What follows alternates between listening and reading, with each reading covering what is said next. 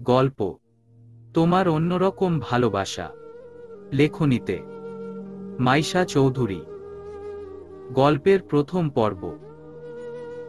বাসর ঘরে নিজের বড় বোনের স্বামীকে নিজের স্বামী হিসেবে দেখব আমি কখনো ভাবিনি। আজ থেকে 6 মাস আগে বড় করে অনুষ্ঠান করে বড় আপু মিলা আর মেহমেদ ভাইয়ার বিয়ে হয়েছিল। আর সেই মেহমেদ ভাই কিনা আজ থেকে আমার স্বামী। এটা কিভাবে মেনে নিব আমি? আমার যে দম বন্ধ হয়ে আসছে এই 4 দেওয়ালের মাঝে। আমি কাল পর্যন্ত যাকে ভাই বলে ডেকেছি সে কিনা আজ থেকে আমার স্বামী। আমার ভাবনা ঘুচে গেল দরজা খোলার শব্দে। মেহমেদ এসেছেন। আমি উঠে তাকে সালাম করতে গেলাম। সালাম করে উঠতেই সে গম্ভীর স্বরে বলল, আমি জানি হায়াত, তোমার সবটা সামলে নিতে সময় প্রয়োজন। আমি সেটা তোমাকে দিতে চাই। আমি নিজেও একটু ডিস্টার্ব। আমি ঘুমাচ্ছি বেডে, তুমিও চেঞ্জ করে এসো। বলে উনি হাতের ঘড়ি খুলতে ব্যস্ত হয়ে পড়লেন।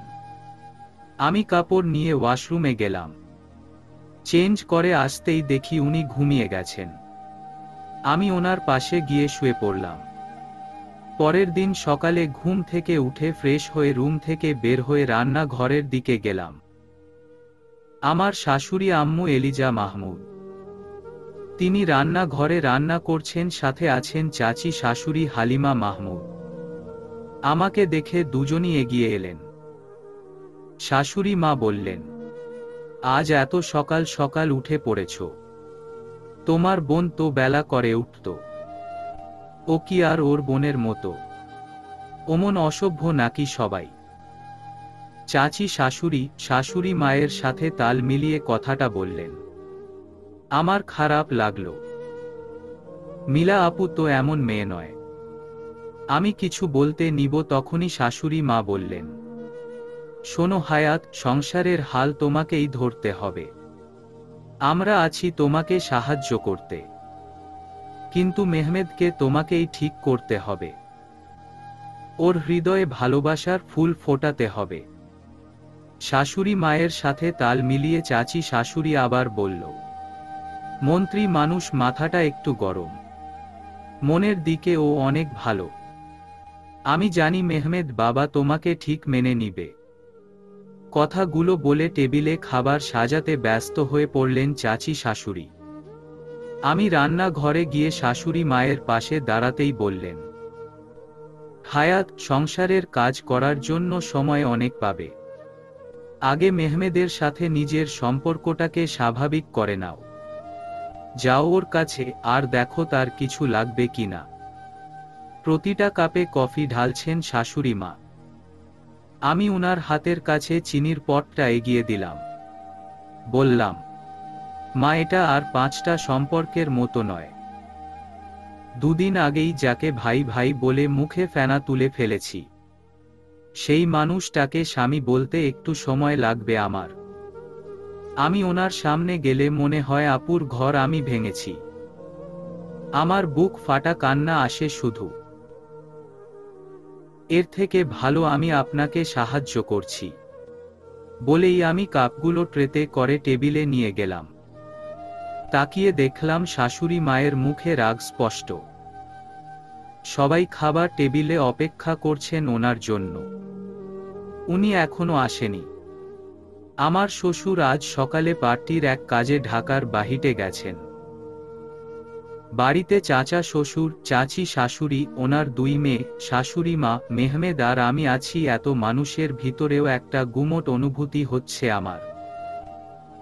শাশুড়ি মা আমাকে বললেন, হায়াত, যাও দেখো মেহমেদ কেন এখনো আসছে না। আমি মাথা নাড়িয়ে সিঁড়ি দিয়ে উপরে উঠে গেলাম সোজা ওনার ঘরে। গিয়ে দেখি আমার সব জামা কাপড় এলোমেলো হয়ে নিচে পড়ে আছে। পুরো রুম এলোমেলো। আমি ঘাবড়ে গেলাম। হঠাৎ একটা ফুলদানি এসে আমার কপালে লাগলো। ঘটনাটা এতই দ্রুত হলো যে আমি সরে যাওয়ার সময়টাও পেলাম না। আমি আহ বলে মাথায় হাত দিয়ে দরজা ধরে দাঁড়ালাম। হাতে তরল কিছু অনুভব করলাম। উনি আমার সামনে এসে রাগান্বিত হয়ে বললেন, কাবাডে আমার জামা কাপড়ের পাশে ওই মেয়ের ছবিকে রেখেছে। ওনার কথায় আমি ভয় পেলাম। সকালে ফ্রেশ হয়ে এসে রুম থেকে বের হওয়ার সময় খেয়াল করেছিলাম ময়লার ঝুড়িতে মিলা আপু আর ওনার বিয়ের ছবি পড়ে আছে। আমি সেটা তুলে ওনার কাবাতে যত্ন করে রেখে গিয়েছিলাম। উনি আবারও বললেন, যে মেয়েকে আমার জীবন থেকে বাদ দিয়ে দিয়েছে তার কোনো ছবিও আমার রুমে থাকবে না। শুধু রুমে কেন, এই বাড়িতেই থাকবে না, বলে উনি চলে গেলেন রুম থেকে। উনি রুম থেকে যেতেই শাশুড়ি মা এলেন। আমাকে হাত ধরে নিয়ে বেডে বসালেন। মাথায় ব্যান্ডেজ করে দিতে দিতে বললেন, আমি জানি তোমার কেমন লাগছে। তোমার নিজের বোনের সংসারকে নিজের বলে মেনে নিতে কষ্ট হচ্ছে, কিন্তু এটাই যে ভাগ্য মা। মিলার সাথে মেহমেদের ডিভোর্স হয়ে গেছে। ও এখন অতীত, তুমি বর্তমান। তুমি কেন বারবার নিজের বরের সামনে তার প্রাক্তন বউয়ের স্মৃতি তুলে ধরছ?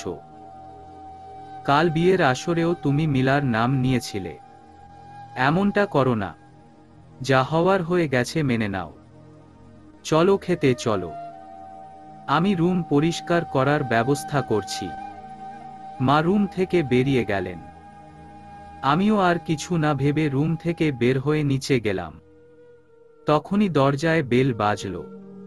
আমি গিয়ে দরজা খুলতেই একটা ধাক্কা খেলাম। মুরাদ, ও এখানে কেন? তখনই মনে পড়ল ও তো থাকবেই, ও তো চাচি শাশুড়ির একমাত্র ছেলে। আপুর বিয়ের দিন পরিচয় হয়েছিল। মুরাদের চোখের ভাষা বলতো ও আমায় পছন্দ করে, যা আজও বলছে। ও এক গাল হাসি দিয়ে বাসায় ঢুকে। আমি দরজা লাগিয়ে ভিতরে আসতেই মুরাদ বলল, এই হায়াত, তুমি আসছো, আমাকে বলবা না একবার? তাহলে আমিও কালকে আসতাম। আসলে ভাইয়াই আমাকে পরশুদিন একটা কাজে চট্টগ্রাম পাঠিয়েছিল। কথা বলতে বলতে সোফায় বসে জুতা খুলছে মুরাদ। তখনই চাচি শাশুড়ি রাগী গলায় বললেন, মুরাদ। হায়াত নয়, ভাবি বলবে।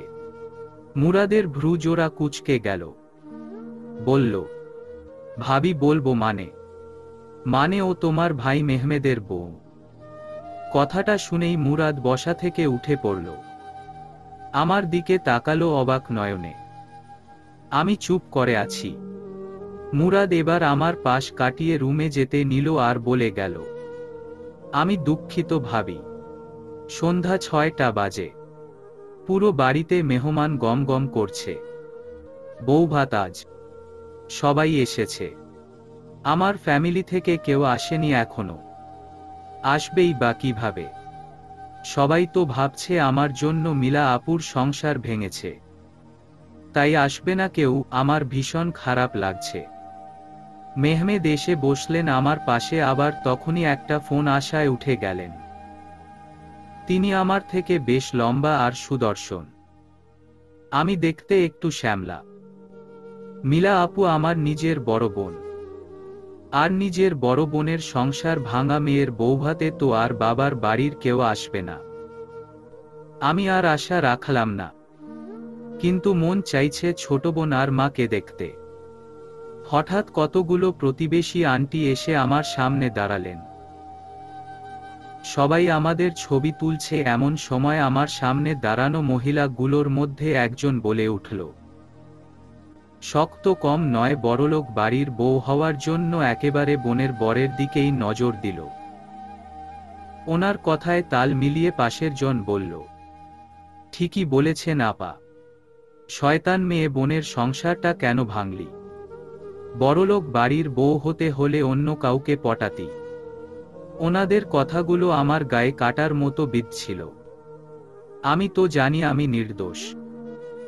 ওনাদের কথা হুট করেই বন্ধ হয়ে গেল। কেননা মেহমেদ এসেছেন। উনি এসেই ওই মহিলাদের উদ্দেশ্য করে বললেন, ঘরের খেয়ে বোনের মোষ তাড়ানো, এমন একটা প্রবাদ শুনেছেন নিশ্চয়। আপনাদের অবস্থা তেমন। নিজের বাড়ির খোঁজ জানেন। আমার আর আমার বউ সম্পর্কে এত না ভেবে নিজেদের নিয়ে ভাবুন, দিন দিন কুটনি হয়ে যাচ্ছেন। আচ্ছা কেন বলুন তো? আপনার ছেলের 4 নম্বর বিয়েটাও টিকেনি এই বলে কি আমার বউকে সহ্য হচ্ছে না? চোয়াল শক্ত করে কথাগুলো শুনিয়ে দিল মেহমেদ। ওনার কথায় সামনে দাঁড়ানো মহিলাগুলোর মুখ চুপসে গেছে। শান্ত রূঢ় কণ্ঠে বলল, অপমান হয় তো একেই বলে। তবে ওনার মুখে আমার বউ এই কথাটা শুনতে আমার অসম্ভব ভালো লেগেছে। উনি এবার আমার পাশে বসলেন। আমাদের থেকে একটু দূরেই মুরাদ দাঁড়িয়ে আছে। মুখে কোনো হাসি নেই, চোখগুলো ফোলা লাগছে। তবে কি মুরাদ কান্না করেছে আমার জন্য? ভাবতেই বুক কেঁপে উঠল। আমিও তো মুরাদকে পছন্দ করতে শুরু করেছিলাম। হঠাৎ এক ঝড়ে সব এলোমেলো হয়ে গেল। মুরাদ আমার আর মেহমেদের সামনে এসে দাঁড়াতেই মেহমেদ উঠে মুরাদকে জড়িয়ে ধরল।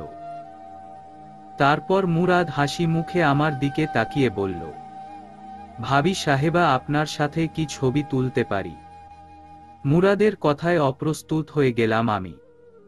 কি বলবো ভাবতেই আমার হয়ে মেহমেদ বলে দিলেন, ভাবি তো মায়ের মতো, আর আমি তোর 8 বছরের বড়, সে হিসেবে হায়াত তোর বড় ভাবি, তাই ছবি তুলতেই পারিস।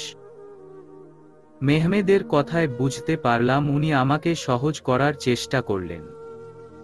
কিন্তু উনি তো জানেন না মুরাদ আমাকে পছন্দ করে। তবে কিছুক্ষণ পর মুরাদ ছবি তুলে চলে গেল। তারপর আরও কিছুক্ষণ অনুষ্ঠান চলল। এক পর্যায়ে অনেক জার্নালিস্টরা এসে অভিনন্দন জানিয়ে গেল। আমার কাছে সব অসহ্য লাগছে।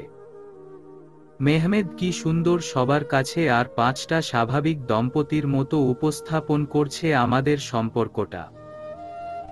পুরো প্রোগ্রাম শেষ হতে বেশ রাত হলো। সব শেষে রুমে আসতেই আমার খারাপ লাগার মাত্রা বেড়ে গেল। যেখানে বৌভাতের দিন বউরা তার বাবার বাড়ি যায়, সেখানে আমি আমার বাবার বাড়ির কারোর মুখ পর্যন্ত দেখতে পারিনি। আমি রুমে এসে গহনাগুলো খুলতে শুরু করলাম। আমার বারবার মহিলাগুলোর কথাগুলো কানে বাজছে।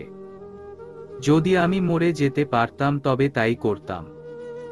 আমি চাই না এই যন্ত্রণাময় জীবন। হঠাৎ দরজায় খট করে শব্দ হলো। আমি ভাবলাম মেহমেদ এসেছেন, কিন্তু না, মুরাদ এসেছে। আমি মুরাদকে বললাম, তুমি এখানে কি করছো? কেন আমি কি আসতে পারি না? 3 দিন আগে পর্যন্ত যে মেয়েটা আমাকে বিয়ে করার স্বপ্ন দেখিয়েছে, ভালোবাসিয়েছে তাকে, তার কাছে আসা নিষেধ এখন।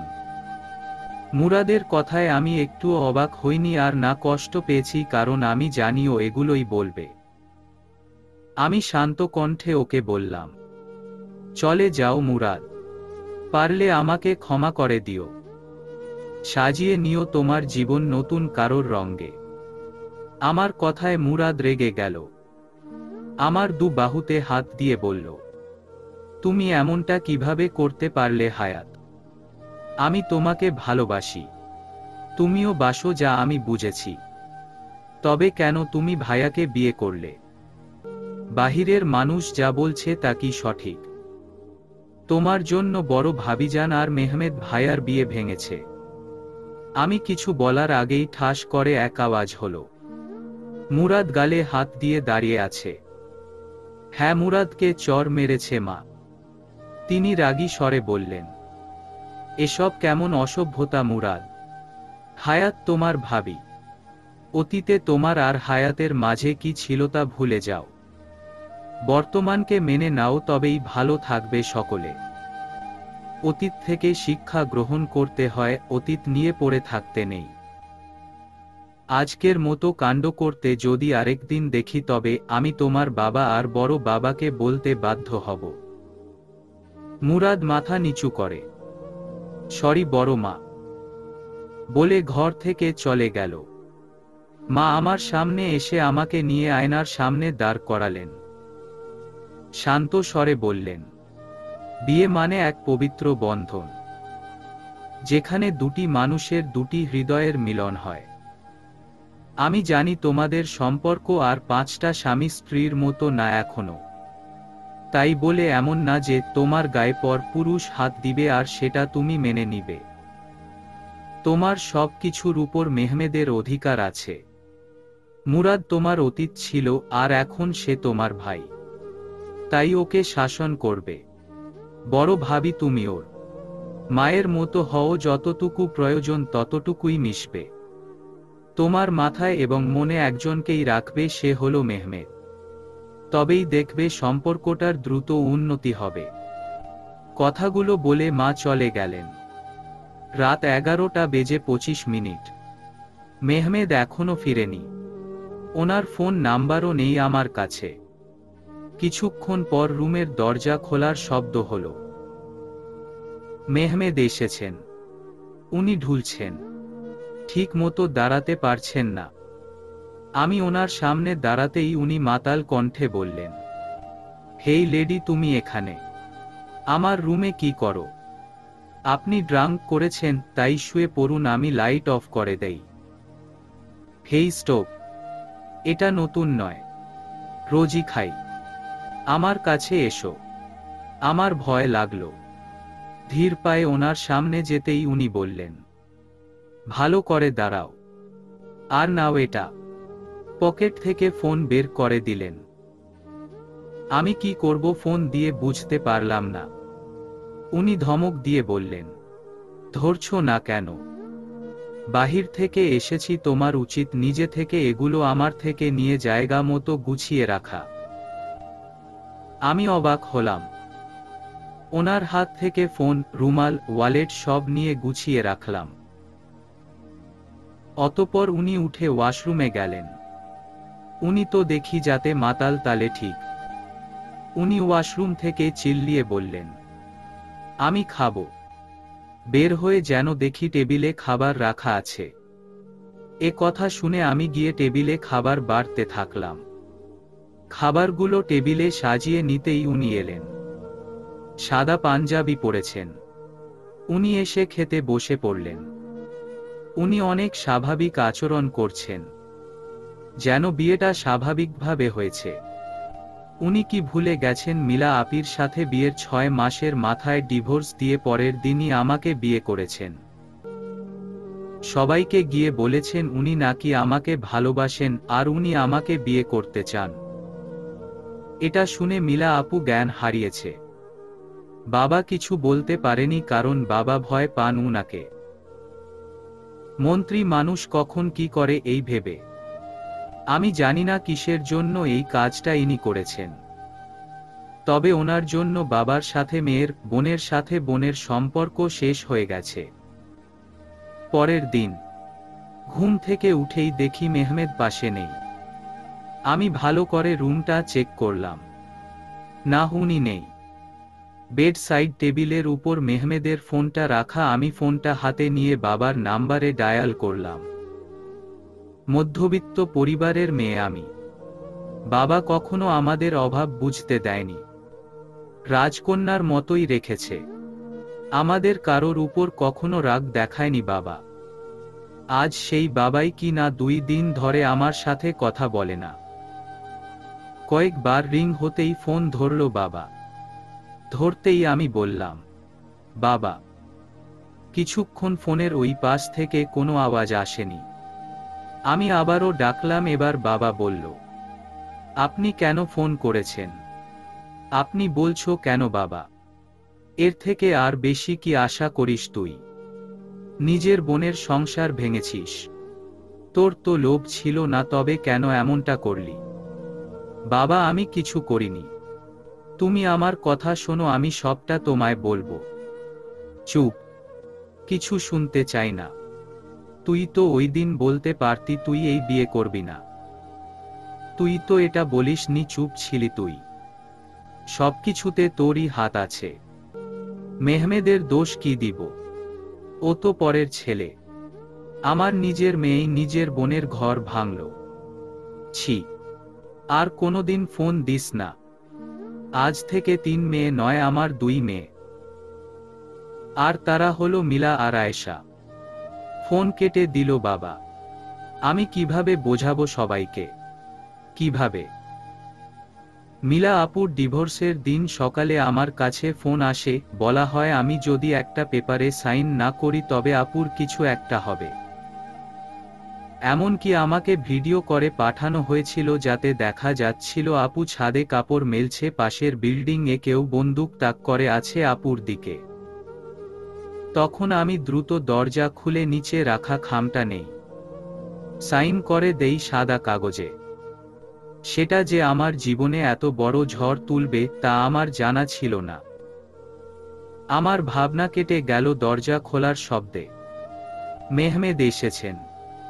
এসেই আয়নার সামনে দাঁড়িয়ে পাঞ্জাবির হাত ঠিক করতে করতে বললেন, বাবাকে ফোন করেছিলে বুঝি শালিকা? উপস বউ, তুমি তো এখন আমার বউ। উনি জানলো কি করে আমি বাবাকে ফোন করেছিলাম? আপনি কিভাবে জানলেন? তুমি আমার সীমানার মধ্যে থেকে কিছু করবে আর সেটা আমি জানবো না, এমনটা তো হয় না।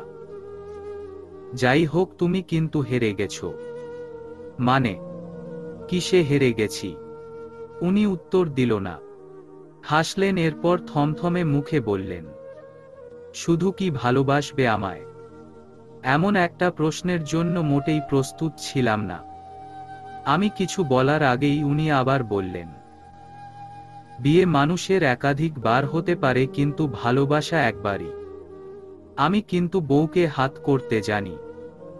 তুমি যে দূরে থাকছো এটা আর থাকবে না।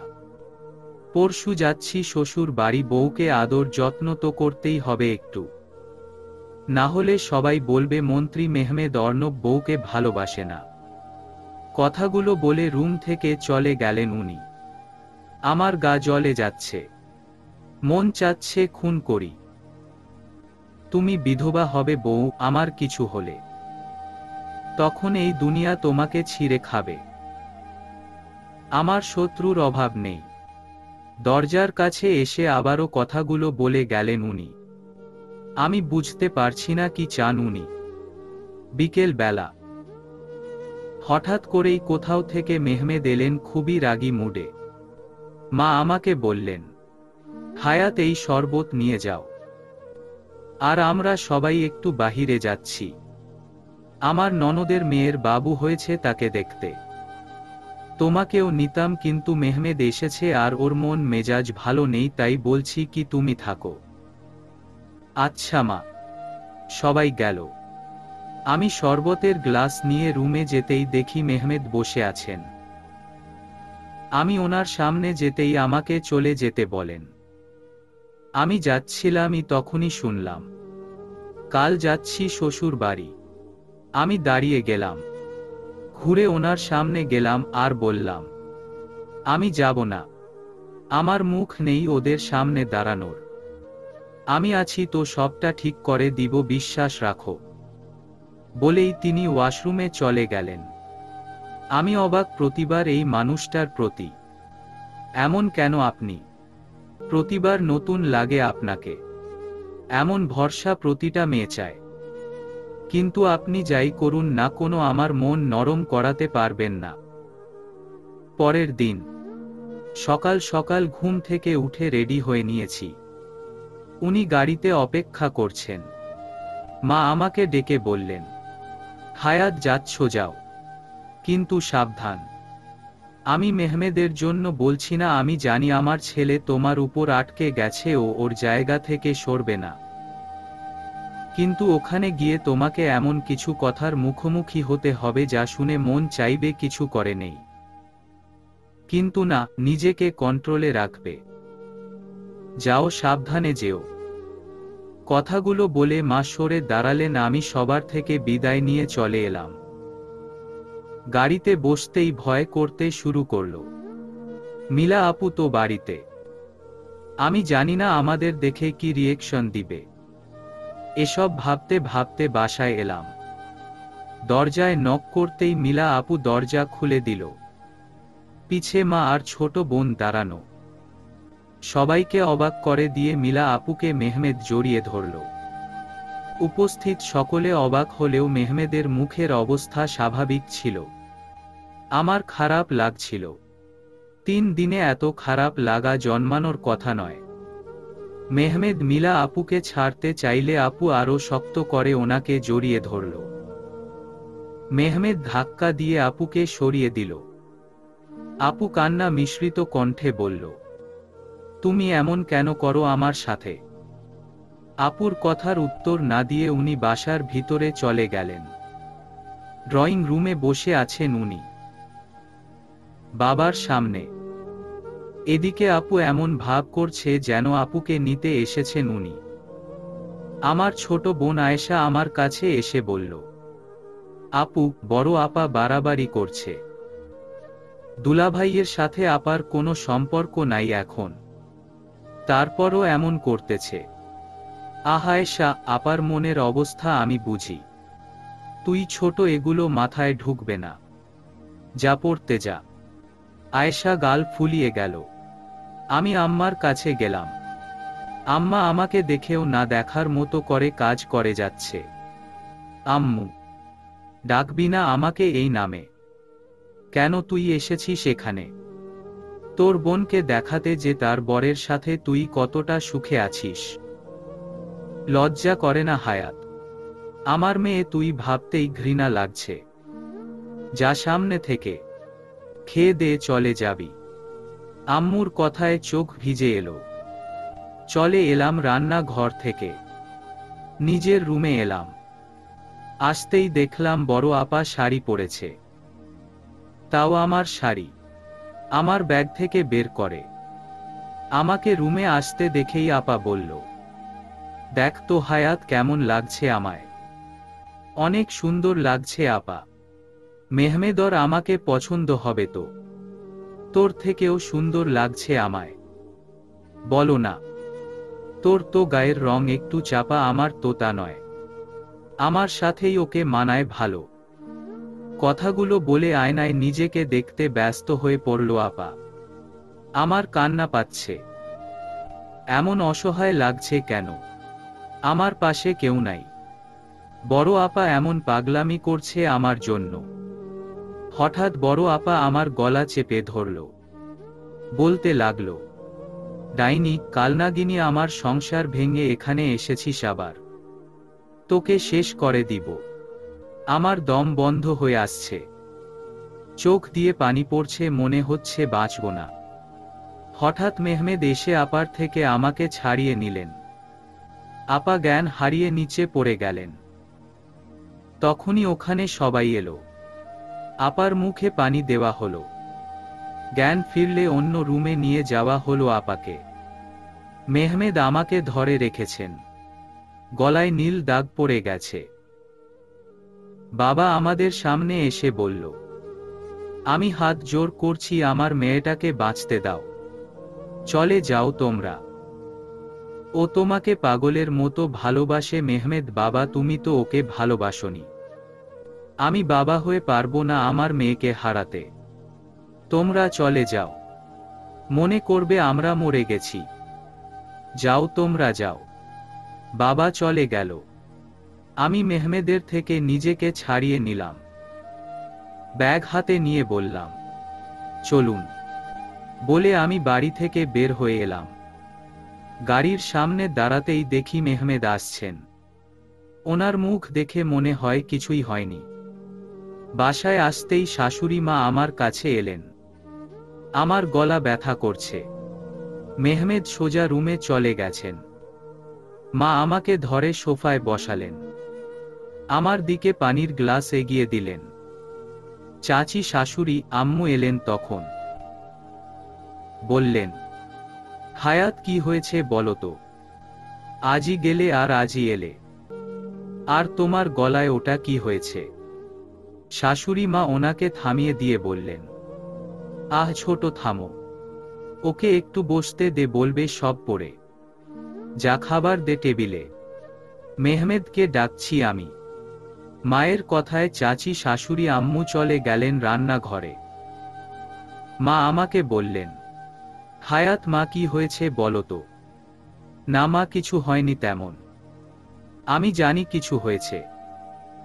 বলো, না হলে আমি মেহমেদকে জিজ্ঞেস করব। ব্যাপারটা নিশ্চয়ই ভালো হবে না তখন। না, আমি বলছি। আমার কাছ থেকে সব শুনে মা বললেন, এই ভয়টাই পাচ্ছিলাম। মিলা মেহমেদকে ভালোবাসে অনেক, এটা আমিও মানি। আর নিজের স্বামীর ভাগ কোনো মেয়ে দিবে না। আমি জানি না ওদের ডিভোর্সের কারণ কি, তাও আবার বিয়ের 6 মাসের মাথায়। তবে এটা বলতে পারি, দোষ তোমার বোনেরই ছিল। কি বলছেন মা? বড় আপা কি এমন করবে যার জন্য ডিভোর্স দিতে হবে? আর আমাকেই বা কেন বিয়ে করলেন উনি? এই প্রশ্নগুলোর উত্তর তোমাকে মেহমেদি দিতে পারবে। আমি আর কিছু বললাম না। রুমে গেলাম। মেহমেদ রুমেই ছিলেন। আমাকে দেখে বললেন, মেডিসিন রেখেছি টেবিলের উপর, খেয়ে নাও। আমি বের হচ্ছি, বরিশাল যাব। পার্টির কাজ আছে কিছু, 4 দিন পর ফিরব। বাই। চলে গেলেন মেহমেদ। আমি গিয়ে বেডে শুয়ে পড়লাম। ভীষণ খারাপ লাগছে। হঠাৎ গলা ব্যথা করছে। ওষুধ না খেয়ে শোয়ার জন্য আফসোস হচ্ছে। ঠিক কখন যে ঘুমিয়ে গেছি বলতে পারবো না। 2 দিন পর ঘুম ভাঙতেই দেখি ঘড়িতে 10টা বাজে। ফ্রেশ রুম থেকে বের হতেই মুরাদের সাথে দেখা। মুরাদ আমাকে কিছু না বলে পাশ কাটিয়ে চলে গেল। আমিও নিচে গেলাম। সবাই ব্রেকফাস্ট টেবিলে ব্রেকফাস্ট করছে। হঠাৎই বাবা বললেন, হায়াত মেহমেদ একা গিয়েছে, তুমি কেন গেলে না? এক কাজ করো, তোমরা কোথাও থেকে ঘুরে এসো, মেহমেদ এলে আমি ওর সাথে কথা বলবো। তুমি সব গুছিয়ে রেখো। আমি কিছু বললাম না। সবাই খাওয়া শেষ হতেই চলে গেল যে যার কাছে। 12টার দিকে খবর এলো মায়ের ভাই মারা গেছেন। এটা শুনে মা পাগল হয়ে গেলেন। বাবাকে ফোন করলেন। বাবা জানালেন আসতে পারবেন না। মাকে চাচি শাশুড়ি আম্মুকে সাথে নিয়ে যেতে বললেন। মানা করে দিলেন। বাবা আর কিছু বলেননি। মা চুপচাপ হয়ে গেলেন। রাজনীতি এতটাই গুরুত্বপূর্ণ হয়ে গেছে বাবার কাছে যে কেউ মারা গেলেও উনি সেটা গায়ে লাগাবেন না। আমি আর চাচি শাশুড়ি আম্মু অনেক বুঝালাম। অবশেষে মা যেতে রাজি হলেন। বিকেলের দিকেই মা আর চাচি শাশুড়ি আম্মু বেরিয়ে পড়লেন। আমাকেও নিতে চেয়েছিলেন, কিন্তু আমার বিয়ে হয়েছে মাত্র কদিন, এখন মরা বাড়ি যাওয়া ঠিক হবে না, তাই আমাকে রেখে গেলেন। বাড়িতে এখন আমি আর চাচি শাশুড়ির মেয়ে দিয়া আছি। দিয়া ওর রুমে আছে। দিয়া বিবাহিত, 2টো যমজ মেয়ের মাও। আমি সোফায় বসেছিলাম। তখনই দিয়ার 2 মেয়ে রিশা আর দিশা এলো। মামি চলো না আমরা খেলি। কি খেলবে? লুকোচুরি। চলো না মামি, চলো না। রিশার কথায় দিশাও সায় দিল। দুজন আমাকে বলছে, আসো না মামি খেলি। তুমি, আমি, দিশা, মামনি, ছোট মামা, 5 জন। ছোট মামা। শুনেই চমকে গেলাম আমি। মুরাদও খেলবে। সিঁড়ির দিকে তাকিয়ে দেখি মুরাদ দাঁড়িয়ে। ও এসে বলল, আমি খেলবো না, তোমরা খেলো মামারা। রিশা দিশা কান্না শুরু করল। বাধ্য হয়ে মুরাদ রাজি হল। গেম শুরু হলো। মুরাদের চোখ বাঁধা হয়েছে। ও খুঁজছে। ও দিশাকে ধরে ফেলল। দিশার চোখ বাঁধা হলো এবার। দিশা সবাই খুঁজে চলেছে। ওর চারপাশে সবাই দাঁড়িয়ে। দিশা দৌড়ে এসে আমাকে ধরল। এবার আমার পালা। আমার চোখ বাঁধা হলো। খুঁজে চলেছি সবাইকে। হঠাৎ আমি শাড়িতে পা আটকে পড়ে যেতে নিলাম, কিন্তু কেউ ধরেছে। ধরে আমাকে দাঁড় করিয়ে দিল। আমি চোখের বাঁধন খুলতে পারছি না, অনেক টাইট হয়ে গেছে। এবার খেয়াল করলাম আমার সামনে থাকা ব্যক্তি যে আমাকে পড়ে যাওয়া থেকে বাঁচালো, সে আমার মাথার পিছনে হাত দিল। খুলে দিতে লাগলো কাপড়টা। খুলে দেওয়ার জন্য আমার অনেকটা কাছে এসে পড়েছে সে। আশেপাশে এতক্ষণ রিশা দিশা কথা বললেও এখন চুপ হয়ে গেছে। কিছুই বুঝতে পারছি না কি হয়েছে। চোখের কাপড় খোলার জন্য আমার সামনে থাকা ব্যক্তি এমনভাবে আমার দিকে ঝুঁকেছিল যে পিছন থেকে দেখে মনে হবে সে আমাকে কিস করছে। চোখের কাপড়টা খুলে দেওয়ার সাথে সাথে আমি তাকিয়ে দেখি আমার সামনে মুরাদ দাঁড়িয়ে, আর তখনই এক চিৎকারে বাড়ি কেঁপে উঠল। দরজার দিকে তাকিয়ে দেখি মেহমেদ দাঁড়ানো। এই হায়াত! মেহমেদের হুঙ্কারে সকলে কেঁপে উঠল। উনি হাত দিয়ে ইশারা করতেই কতগুলো লোক কয়েকটা লাগেজ সহ আরও কিছু জিনিসপত্র রেখে গেল। দিশা রিশাকে নিয়ে এতক্ষণে এই সুযোগে দিয়া আপু রুমে চলে গেল। মুরাদ এখনো আমার পাশে দাঁড়িয়ে। লোকগুলো জিনিসগুলো দিয়ে চলে যেতেই মেহমেদ এসে আমার সামনে দাঁড়ালেন। বললেন, কি হচ্ছিল এখানে? আমি উত্তর দেওয়ার আগেই মুরাদ বলল, আমরা লুকোচুরি খেলছিলাম। তখনই ভাবির চোখে কাপড়টা শক্ত হয়ে বেঁধে যাওয়ায় আমি খুলে দিতে যাই, আর তখনই ভাবির চোখে কিছু একটা পড়ে। আমি সেটি ফু দিয়ে সরিয়ে দিচ্ছিলাম। হঠাৎ কি হলো জানিনা, ভাবি আমাকে তার দিকে টান দিল। আমার ঠোঁট ভাবির ঠোঁটের সাথে। সরি ভাবি, সরি ভাই। মুরাদ দৌড়ে চলে গেল। আমি হা করে তাকিয়ে আছি মুরাদের যাওয়ার দিকে। এত বড় মিথ্যা কথাগুলো কিভাবে বলল? মেহমেদের দিকে তাকিয়ে দেখি ও অগ্নি দৃষ্টিতে আমার দিকে তাকিয়ে আছে। আমার হাত খুব শক্ত করে ধরে রুমে নিয়ে এলেন। বিছানায় ছুঁড়ে দিলেন আমাকে। আমার সামনে এসে বলতে লাগলেন, বোনের মতো হচ্ছ। কয়জন পুরুষ লাগে তোমার? হ্যাঁ। ও আচ্ছা, বুঝেছি, আমি তো তোমাকে টাচ করিনি, আর তাই তোমার নজর আমার ভাইয়ের দিকে পড়েছে। বোনের মতো তুমিও তেমন স্পর্শ চাও তো? ওকে দিব। চুপ করুন, কি যা তা বলে যাচ্ছেন। আমি এমন কিছু শুনতে চাইছি না কিছু। তুমি এতটা নীচ হায়াত। আরে, কথা শেষ করতে পারলাম না। মেহমেদের থাপড়ে হাতের 5 আঙ্গুল আমার গালে লাল হয়ে বসে গেল। মেহমেদ বলল, অন্যায় করে তর্ক করা আমার পছন্দ নয়। তোমাকে ভালো ভেবেছিলাম, কিন্তু তুমিও প্রমাণ করলে দৈহিক চাহিদার থেকে বড় কিছু হয় না। তুমি কিভাবে ওর কাছে গেলেছি? কথাগুলো বলে সামনে থাকা ফুলদানিটা ছুঁড়ে মারলে টুকরো টুকরো হয়ে গেল। উনি নিচে বসে সেই কাচের টুকরো হাতে নিয়ে আমার সামনে এসে দাঁড়ালেন। দেখি তোমার হাত দুটো এই হাত দিয়ে মুরাদকে কাছে টেনেছিলে না? ওনার আচরণে সাইকো ভাব ফুটে উঠেছে। ভয় গলা শুকিয়ে গেছে আমার। আমি পিছিয়ে যেতেই উনি হাত ধরে আটকালেন। আমি তোমাকে এই কাঁচ দিয়ে আঘাত করব না, ভয় পেও না, বলেই উনি আমার হাত ছেড়ে দিলেন। দুহাত দিয়ে গাল ধরে উঁচু করে ওষ্ঠদ্বয় মিলিয়ে দিলেন। রাত 2টা। বিছানার একপাশে গুটিসুটি হয়ে বসে আছি। আমার পাশেই উপর হয়ে ঘুমাচ্ছেন মেহমেদ। শান্ত লাগছে ওনাকে। কিন্তু আজ ওনার যে হিংস্র রূপ আমি দেখেছি, তাতে এটা নিশ্চিত উনি খুব বড় একটা ধাক্কা খেয়েছেন।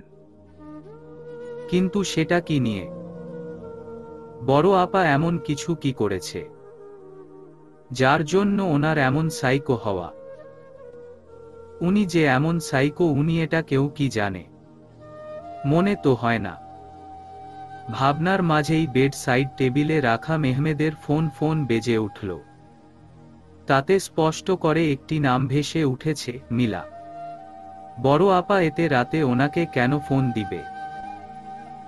তাও ওনার পার্সোনাল ফোনে। মেহমেদের 3টা ফোন। 2টোতে সব অফিসের কাজের লোকেরা ফোন দেয়, আর এটাতে কাছের মানুষজনেরা। এটা মায়ের থেকেই জেনেছি। আমি সব ভাবনা বাদ দিয়ে ফোন হাতে নিয়ে রিসিভ করব, তখনই মেহমেদ আমার হাত ধরে টান দিলেন। বসা থেকে শুয়ে পড়লাম। ফোন হাত থেকে কোথায় পড়ল কে জানে।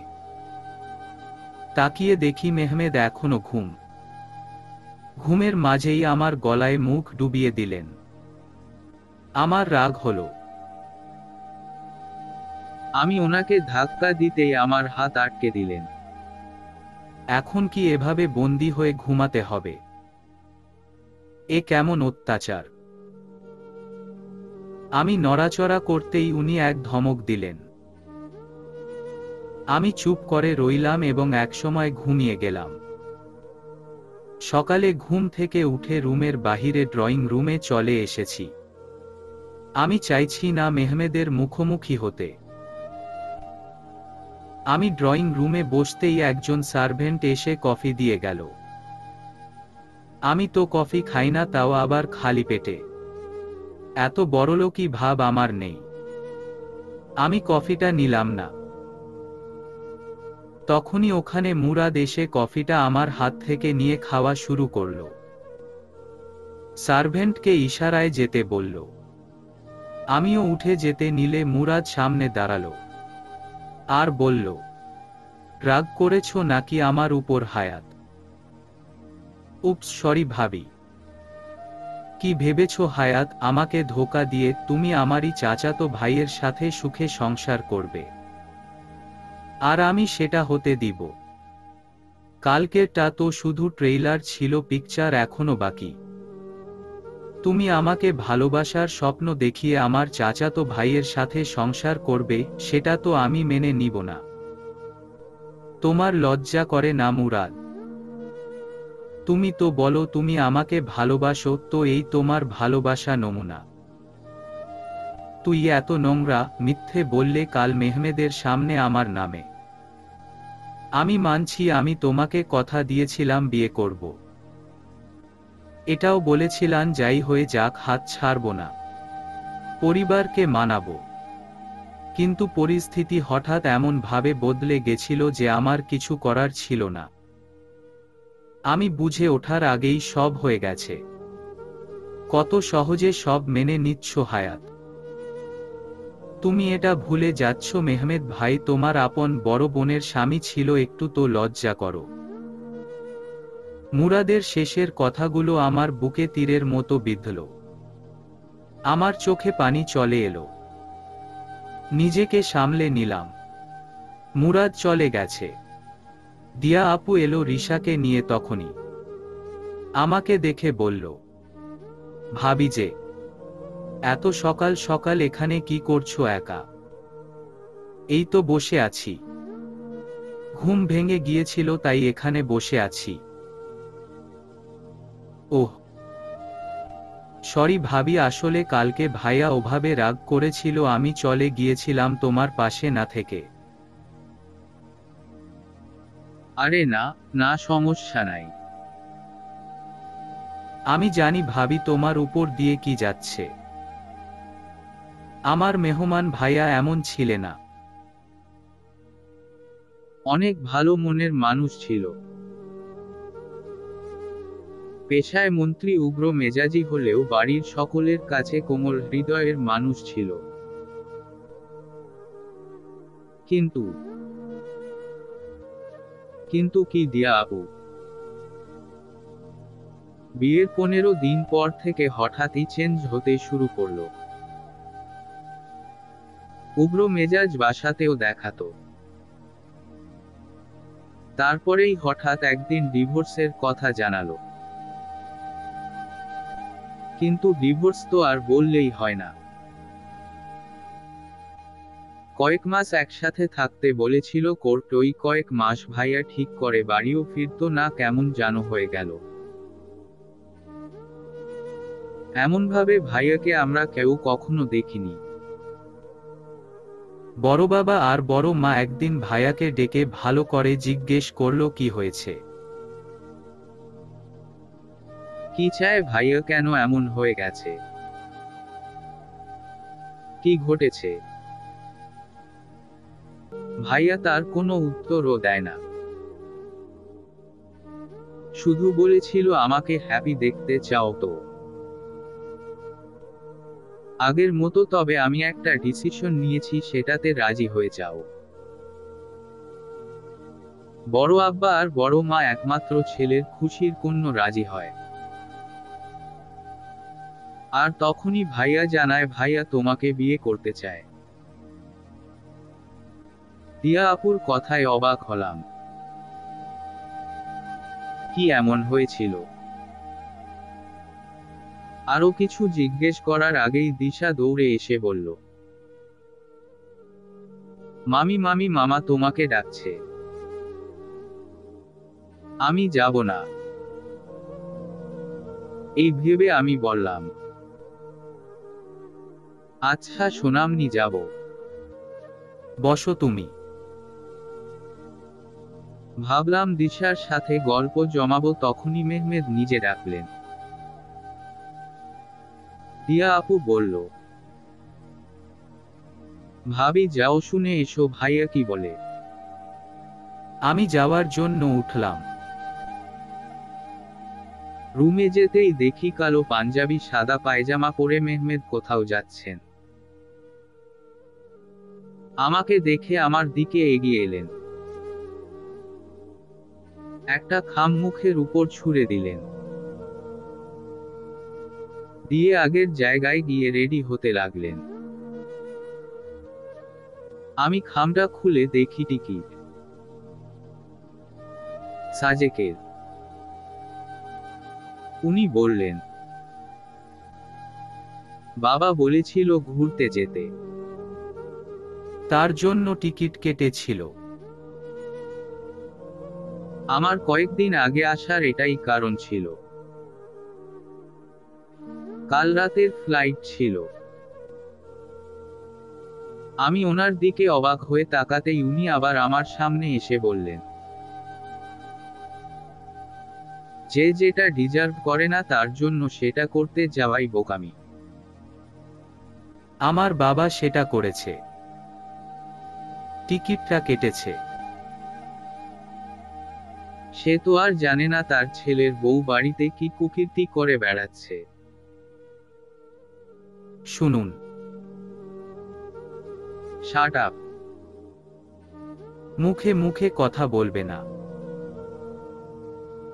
মুরাদের সামনে তোমাকে দেখলে খুন করে ফেলবো। বলেই হনহন করে চলে যান উনি। মেহমেদ চলে যেতেই আমি গেলাম মায়ের রুমে। মা আজও ফেরেননি, 3 দিন পর ফিরবেন। বাবা আজ সকালে গিয়েছেন। আমি মায়ের রুমে কিছুক্ষণ বসেছিলাম, তখনই একটা ফ্যামিলি ফটোর দিকে চোখ যায়। তাতে সকলে আছে, বেশ সুন্দর লাগছে। মায়ের রুম থেকে বের হতেই মুরাদের সাথে দেখা। মুরাদ আমাকে কিছু বলতে চেয়েছিল, আমি ওকে না দেখার ভান করে চলে আসি। এসে রুমে দরজা লাগিয়ে বসে আছি। আমার মন খচখচ করছে। আমার জানা উচিত কেন মিলা আপুর সাথে ওনার ডিভোর্স হয়েছে। আমি যদি দেখি আমার জন্য এমনটা হয়েছে, তবে আমি ওদের এক করে সরে যাব। এটা আমার প্রমিস নিজের কাছে। আমি ফোন হাতে নিয়ে মিলা আপুর নাম্বারে ডায়াল করলাম। রিসিভ করতেই আপু বলল, হায়াত ভালো হয়েছে ফোন করেছিস। আমি তোকেই ফোন করতাম এখনই। শোন না, আমি রান্না করেছি মেহমেদের জন্য। তুই এগুলো মেহমেদের কাছে পৌঁছে দিতে পারবি প্লিজ বোন। আমি কি বলবো জানি না। আমার এক মুহূর্তের জন্য মনে হলো আপুর মাথায় সমস্যা হয়েছে, এমন পাগলামি কেনে করছে। সবই মেহমেদের জন্য। আপু আবারও আমাকে বলল, কি রে কই হারালি? হুম আপু, আমি নিয়ে যাব, তুমি বাসার সামনের মোড়ে এসো। ঠিক আছে। আমি ফোন রেখে নীল রঙের সালোয়ার কামিজ পরে নিলাম। চুলগুলো সাইডে সিথি করে ছেড়ে দিলাম। আমার রেডি হওয়া শেষ। দিয়া আপুকে বলে বের হয়ে গেলাম। আমার বাসার মোড়ে আসতেই দেখি মিলা আপু দাঁড়িয়ে আছে। আপু আমাকে দেখে আমার দিকে এগিয়ে এলো। আমার হাতে একটা ব্যাগ ধরিয়ে দিয়ে বলল, বোন আমার, তুই এটা মেহমেদের কাছে পৌঁছে দিস। আমি হাসলাম, না চাইতেও জিজ্ঞেস করে ফেললাম, এত ভালোবাসো তবে ডিভোর্স কেন হলো তোমাদের? আমার দোষে। আমাকে মাফ করে দে বোন। কাল তোর সাথে অনেক বাজে ব্যবহার করেছি। সমস্যা নাই আপু, অবশ্যই আছে হায়াত। আমি চাই মেহমেদকে আর তুই মুরাদকে। আপির কথায় চমকে গেলাম। মাঝে যে কয়েকবার আপুর সাথে কথা হয়েছে দেখে মনে হয়েছে আপুর মাথায় সমস্যা হয়েছে। কিন্তু আজ এই মুহূর্তে একদম স্বাভাবিক লাগছে। আপু আবারও বলল, আমি জানি হায়াত সবটা। মুরাদ আমাকে বলেছিল, আমি চাইনি তোর জীবন এমন হোক। আমার একটা কথা রাখবি? বলো আপু। মেহমেদ যেন না জানে আমার সাথে তুই দেখা করেছিস বা তোর সাথে আমার যোগাযোগ আছে। কেন? ও পছন্দ করবে না। ঠিক আছে, বলবো না। তবে আমি জানতে চাই আপু, তোমাদের ডিভোর্সের কারণ। খোলা আকাশের নিচে দাঁড়িয়ে বিচ্ছেদের গল্প শুনতে চাস? বেশ, শোনাবো কোনোদিন সময় হলে। আসি রে এখন। আপু বাড়ির দিকে চলে গেল। আমি অবাকই হয়ে যাচ্ছি। যাই হোক না কেন, মেহমেদকে আজকে উত্তর দিতেই হবে কেন আপুর সাথে এমন করেছে। আমিই বা কেমন, কিভাবে মানিয়ে নেওয়ার চেষ্টা করছি। আমি বেরিয়ে আসব এই সম্পর্ক থেকে। আপুর কাছে ফিরিয়ে দেব ওনাকে। ভাবতে ভাবতে অফিসে এসে গেলাম মেহমেদের। রিকশা থেকে নামতেই হৃদিত দৌড়ে এলো। হৃদিত, মেহমেদ অর্পি এ। হৃদিত বলল, ম্যাম স্যার এখন বিজি আছেন একটা মিটিংয়ে। আপনি বসুন, আমি স্যারকে বলে আসছি। হুম। একটু পরেই হৃদিত এসে বলল, ম্যাম যান ভিতরে। আমি গেলাম। আমি দেখালাম মেহমেদ নিজের চেয়ারে বসে কলম ঘুরাচ্ছে। আমাকে দেখেই বলল, কি ব্যাপার, তুমি এখানে যে? আসা যাবে না। অবশ্যই আসবে, আমার একমাত্র বউ তুমি। আপনার জন্য খাবার নিয়ে এসেছি। বাব্বা, হঠাৎ স্ত্রী ধর্ম পালন করছো? যে বিয়েই এখনো মানতে পারো নাই, সেখানে এসব? বিষয়টা ভাবাচ্ছে আমাকে। আমার শত্রুদের সাথে হাত মিলাও নিত। ওনার কথায় আমার শরীর জ্বলে যাচ্ছে। যাচ্ছি আমি, আসাটাই ভুল হয়েছে। উহু, ভুল হয়নি। যে জন্য এসেছো সেটা বলো। বললামই তো। খাবার তুমি রান্না করেছো? না। তবে কে করেছে? আমি কি বলবো? বড় আপুর কথা তো বলতে পারবো না। তাহলে কি করি? আমার ভাবনার মাঝেই উনি নিজের জায়গা থেকে উঠে এসে আমার পিছনে দাঁড়িয়ে আমার ঘাড়ে থুতনি রেখে বললেন, বর হই আমি তোমার। আর তুমি কি না তোমার বরকে তার প্রাক্তনে হাতের রান্না খাওয়াতে এসেছো? লজ্জা লাগা উচিত হায়াত। আমি চমকে গেলাম। উনি হাসলেন, আমার থেকে সরে গেলেন। আমার রাগ হলো। আমি বললাম, কি চাইছেন আপনি আমার থেকে? কি চাইছেন? এমনভাবে কেন এতগুলো মানুষের জীবন নিয়ে খেলছেন? গলা নামিয়ে কথা বলো। আমার সাথে কেউ এভাবে কথা বলে না। আমি বলবো, আমি আপনার কথা শুনতে বাধ্য নই। আপনি কেন আপুর সাথে এমন করেছেন? এর উত্তর আজ আপনি আমায় দিবেন। উত্তর তো দিয়েছি যে আমি তোমাকে ভালোবাসি, তোমার বড় বোনকে না। তাই যাকে ভালোবাসি না তার সাথে থাকা সম্ভব না। কি বলছেন আপনি জানেন? আপনি কি পাগল? বিয়ে কোনো খেলা নয়। আমার বোন আমার সতীন। তাও আবার আমার নিজের বোন। লোকে কি বলবে? ছি। মেহমেদ হাহা করে হাসতে লাগলো আমার কথা শুনে। আমার রাগ আরো বেড়ে গেল। মেহমেদ বলল, সতীন, তুমি আমার আর মিলার বিয়ের দিন ছিলে? মানে? উত্তর দাও। না, নানু বাসায় গিয়েছিলাম। আপু আর মা পাঠিয়েছিল। এসে শুনি আপনার সাথে আপুর বিয়ে হয়ে গেছে। তবে আমি তো বৌভাতের দিন এসেছিলাম। মেহমেদ আবারও হাসল। ধোকার খেলা খেলা হয়েছে আমার সাথে। আর তুমি বলছো আমি খেলছি তোমাদের জীবন নিয়ে? হাস্যকর হায়াত। কি বলতে চাইছেন? অনেক কিছু, যা সময় হলে তুমি নিজেই জেনে যাবে। এখন চলো লাঞ্চ করা যাক। আমি বাসায় যাব। এখন না পড়ে আমি আপনার কথা শুনব না। কালকে আপনি আরো যে ব্যবহারটা করেছে তারপরও আশা করেন আপনার সাথে একসাথে বসে খাবো আমি? সারা জীবনের মতো আমার সাথে বেঁধেছি তোমায় হায়াত। চাইলেই তো ছেড়ে যাওয়া সম্ভব না। আর কি বললে? একসাথে বসবে না? ওকে, প্রবলেম নাই, চলো। না হলে কোলে নিতে হবে। এই লোককে বিশ্বাস নাই, তাই আমি নিজেই যেতে রাজি হলাম। মনে মনে একটা কথাই ভাবলাম, আপনি যাই করুন না কেন, আমি আপনার সাথে আপুর মিল করাবই। আমি বোনের সংসার ভাঙার দায় কাঁধে নিয়ে বাঁচতে পারবো না, কখনো না। গাড়ি এসে থামল রেস্টুরেন্টের সামনে। আমাদের গাড়ির পিছনে আরো 7-8টা গাড়ি। সেগুলো থেকে অনেকগুলো গার্ড বের হলো। মেহমেদ কিছু ইশারা করতেই ওরা উল্টো দিক ঘুরে দাঁড়িয়ে গেল। মেহমেদের আমার হাত ধরে ভিতরে নিয়ে এলেন।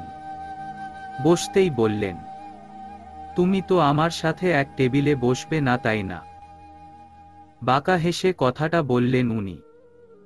আমি ঢোক গিলে বললাম, বসবো।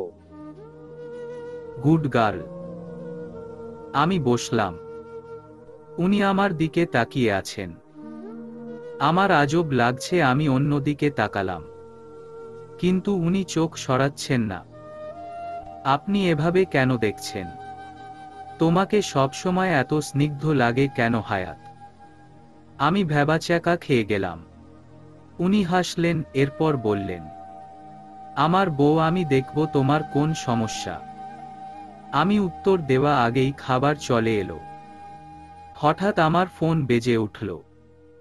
আমি দেখার আগেই উনি আমার হাত থেকে ছো মেরে ফোনটা নিয়ে নিলেন।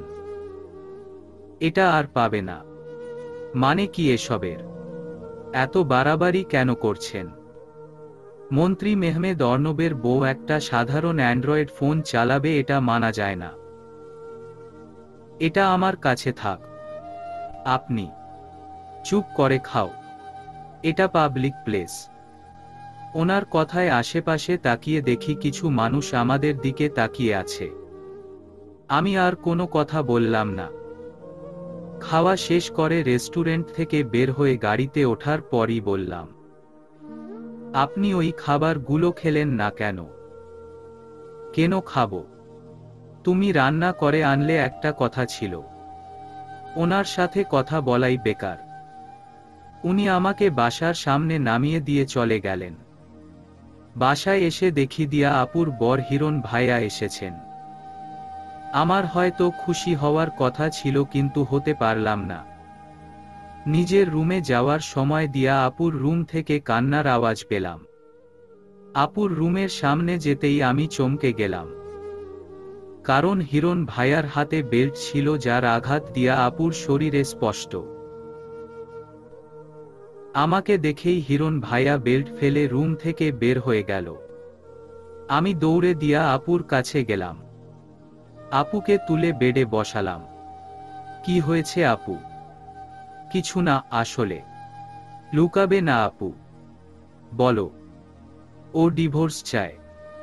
কি? হ্যাঁ। তাতে আমার সমস্যা নাই, কারণ ওর মতো জানোয়ারের সাথে থাকার ইচ্ছে আমার নাই। কিন্তু আমার রিশা, দিশা ওদের নিয়ে নিবে ডিভোর্স দিলেই। তাই আমি ডিভোর্স দিতে চাই না। পেপার নিয়ে এসেছিল, সাইন করিনি বলে আমাকে এভাবে মেরেছে। কথাগুলো বলতে বলতেই কান্না করে দিল আপু। আমার রাগ হলো, ইচ্ছা করলো কেন তখন সামনে গিয়ে দুগালে দুটো চড় মারলাম না। দিয়া আপুকে বসিয়ে রেখে ফার্স্ট এইড বক্স খুঁজে এনে মেডিসিন লাগিয়ে দিলাম। আপুকে বললাম দিশা আর রিশা কই? ওরা মুরাদের সাথে বাহিরে গেছে। আমার মামা বাড়িতে, কালকে সকালে ফিরবে। আমি যাইনি তুমি একা বলে। ওহ, তুমি চিন্তা করো না আপু, তোমার মেয়েরা তোমার কাছেই থাকবে। তুমি রেস্ট করো, আমি আসছি। কই যাচ্ছ? হিরণকে কই পাবো? এখন তো মনে হয় বাসাতেই গেছে। কেন? এমনি। আচ্ছা আমি একটু আসছি, তুমি চিন্তা করো না। আমি আপুর রুম থেকে বের হলাম। আমার অনেক রাগ লাগছে। আমি কি করব তাই ভাবছি, ফোনটাও নিয়ে নিল। আমি বাসক থেকে বের হতেই দেখি বাগানের দিক থেকে মেহমেদের গলার আওয়াজ। আমি কৌতূহলবশত গেলাম বাগানের দিকে। গিয়ে যা দেখলাম তাতে আমার চোখ কপালে। কতগুলো লোক দাঁড়িয়ে আছে গোল হয়ে। তাদের মাঝে হিরণ দাঁড়িয়ে আর তার সামনে বসে আছেন মেহমেদ। ওনার সামনে হিরণ ভাইয়া কেন? মেহমেদ নিজের জায়গায় বসেই বললেন, শালা দুলাভাইয়ের সম্পর্কটা কিন্তু মজার, বন্ধুত্বের। কিন্তু তুমি তো আমাকে শত্রুই বানিয়ে রেখেছ। এটা ঠিক না। তুমি কেন আমার রুম থেকে ফাইল নিয়েছ? কি ভেবেছ আমি জানব না? মেহমেদের কথায় ঢোক গিলল হিরণ ভাইয়া। কিছু বলার আগেই মেহমেদ আবার বলল, আমার কথা শেষ হয়নি। তুমি আমার বোনকে ভালোবাসো বলেই আমি তোমাকে ছাড় দিয়ে রেখেছি। না হলে শত্রুকে ঘরে রাখার লোক মেহমেদ অর্ণব না। আমি। চুপ। হিরণ, আমি যদি কোনোদিন দেখেছি আমার বোন বা ভাগ্নিদের গায়ে হাত তুলেছ তো ওই দিন বুঝবে মেহমেদ কি জিনিস। যাও। আর হ্যাঁ, দিয়া আর তোমার বাড়ি যাবে না। তুমি এখানে থাকবে। আজ সন্ধ্যায় চলে আসবে। কথাগুলো বলে মেহমেদ চলে গেলেন বাহিরের দিকে। আমার আরো রাগ হলো। দিয়া আপুকে মেরাই ফেলবে এই ছেলে। একে কিভাবে বাসায় রাখতে চায়? 1 মিনিট। এখানে থাকবে মানে আমাদের সামনে থাকবে। হুম হুম, ঠিক আছে। দিয়া আপু, আমি আছি তোমার সাথে। তোমাকে লড়াই করা শিখাবো অন্যায়ের বিরুদ্ধে। আমার ভাবনার মাঝেই কে যেন আমার কাঁধে মাথা রাখল। খেয়াল করে দেখলাম মেহমেদ। ভ্যাবাচ্যাকা খেয়ে গেলাম। উনি হাসলেন। তুমি তো চাইলে আমাকে সামনাসামনি দেখতে পারো, এভাবে লুকিয়ে কেন দেখছো? আমি আপনাকে দেখছিলাম না। তবে ওহ, বুঝেছি, তুমি প্রেম করতে চাও। দেখো আমার কাছে সময় নেই অত। সামনে ইলেকশন, অনেক কাজ। সব ঝামেলা শেষ হলে না হয় প্রেম করা যাবে। আজব লোক। আমি এনার্জি পাচ্ছি না বুঝলে, ঘুম আসছে। তোমার জন্য ঘুমাতেও পারিনি কাল। মুচকি হেসে কথাটা বললেন উনি। আমি 3 কদম পিছিয়ে গেলাম উনার থেকে। বললাম, এসব অসভ্য টাইপ কথা কেন বলছেন আপনি? নিজেকে সংযত করুন। বউয়ের সামনে আবার সংযত কিসের? তোমার গলায় কিসের যেন একটা দাগ দেখতে পাচ্ছি হায়াত। কি কামড় দিল তোমায়? আমি কিন্তু আমার অধিকারে ভাগ বসাতে দিব না মশা মাছিকেও। শেষের কথাগুলো জোরেই বললেন উনি। গার্ডগুলো মাথা নিচু করে দাঁড়িয়ে মুচকি হাসছে। আমার মেজাজ বিগড়ে ছিল, এই লোক আরো আগুনে ঘি ঢালার কাজ করেছে। আমি কিছু না বলে বাসায় ভিতরে এলাম। আস্তে আস্তে শুনছিলাম, বউ আমার মায়াবতী, সাথে লজ্জাবতীও। এই তোরা কেউ কিছু শুনেছিস? সবাই একসাথে না বলল। 15 দিন পর মা ফেরত এসেছেন 3 দিন পরই। হিরণ ভাইয়াও এসেছেন। মেহমেদের ভয় দিয়া আপুকে অনেক যত্ন করে। মুরাদ দেখছি কয়েকদিন হলো বাসায় দেরিতে ফিরছে। আমার সন্দেহ লাগে এই ছেলেকেই। মেহমেদ এখন প্রচুর ব্যস্ত। 7 দিন পর ইলেকশন। বাড়ি ফিরতে রাত হয়ে যায়। এখন এমন হয় আমি ঘুমে থাকতেই ও চলে যায়। আর রাতে এসে দেখে আমি ঘুম। তবে ঘুমের মধ্যে অনুভব করি ও আমাকে জড়িয়ে ধরে ঘুমুচ্ছে। এই 15 দিনে মিলা আপু, মা, বাবা, ছোট বোন সবার সাথে যোগাযোগ করার অনেক চেষ্টা করেছি। পারিনি। ঘড়িতে বাজে রাত 2টা 41। মেহমেদ এসেই ওয়ালেট আর ফোনগুলো বেড সাইড টেবিলে রেখে ওয়াশরুমে গেছে ফ্রেশ হতে। আমি এই সুযোগে ওনার ফোন হাতে নিলাম। উদ্দেশ্য বাসায় ফোন দেওয়া। আমি হাতে নিতেই কল এলো। হৃদিদের। রিসিভ করলাম তখনই হৃদিত বলল, স্যার মিলা আমাকে ফোন করছে। আজ আপনার ওনার বাসায় যাওয়ার কথা ছিল, জাননি। আমি কিছু বলার আগেই মেহমেদ এসে ফোনটা নিয়ে বলল, হৃদিত তোমাকে পরে কল করছি। ফোন কেটে আমার দিকে তাকালেন। জেগে যখন থাকো তাহলে ঘুমের ভান ধরে থাকো কেন? জেগে থেকে আপনার সমস্যা করে দিলাম। কি সমস্যা? আপনার সিক্রেট কথা জেনে গেলাম। কাম অন হায়াত, আমার সব থেকে বড় সিক্রেট তুমি নিজে। মানে? উনি উত্তর না দিয়ে খেতে চলে গেলেন। এই লোক কেনে এমন? তুমি কোনো অন্যরকম? কেন মেহমেদ, কেন? কেন আমাকে তোমার মায়ে জড়াচ্ছ? হায়াত। উনার চিল্লানোতে কেঁপে উঠলাম আমি। দৌড়ে গেলাম। কি হয়েছে? বসো, একা খেতে ভাল লাগে না? আমি কোন জবাব দিলাম না। এভাবে তাকিয়ে আছো কেন? আমি ভয় পাই না। আমি কোনো কথা বলালাম না, তার পাশে গিয়ে বসলাম। পরের দিন সকাল সকাল মেহমেদ বাহিরে গেছেন। আমি মাকে কাজে হেল্প করছি, দিয়া আপু দিশা রিশাকে খাওয়াচ্ছে। চাচি শাশুড়ি আম্মুর কাজে হেল্প করছে। সব কাজ সার্ভেন্ট করলেও রান্নাটা নিজেরাই করা হয় এই বাড়িতে। একটু পরেই একজন গার্ড এসে বেল চাপল। সবাই ব্যস্ত থাকায় আমি গিয়ে দরজা খুলতেই আমার হাতে একটা বক্স দিল। খুলে দেখি মেহমেদের ঘড়ি। আমি জিজ্ঞেস করলাম, এটা তো প্রতিদিন পরে, এটা কই ফেলে এসেছিল? ম্যাম, স্যারের এই ঘড়িটা মিলা নামের একজন দিয়ে গেছেন। ওনার বাসাতেই নাকি ফেলে এসেছিল কাল রাতে। কথাটা বলে গার্ড চলে যায়। আমার অবাক লাগছে ভীষণ। এসব কি শুরু করেছেন উনি? রাতের বেলা। মেহমেদ মাত্রই এসেছেন। ওয়ালেটটা টেবিলের উপর রেখে আমার সামনে এসে দাঁড়ালেন।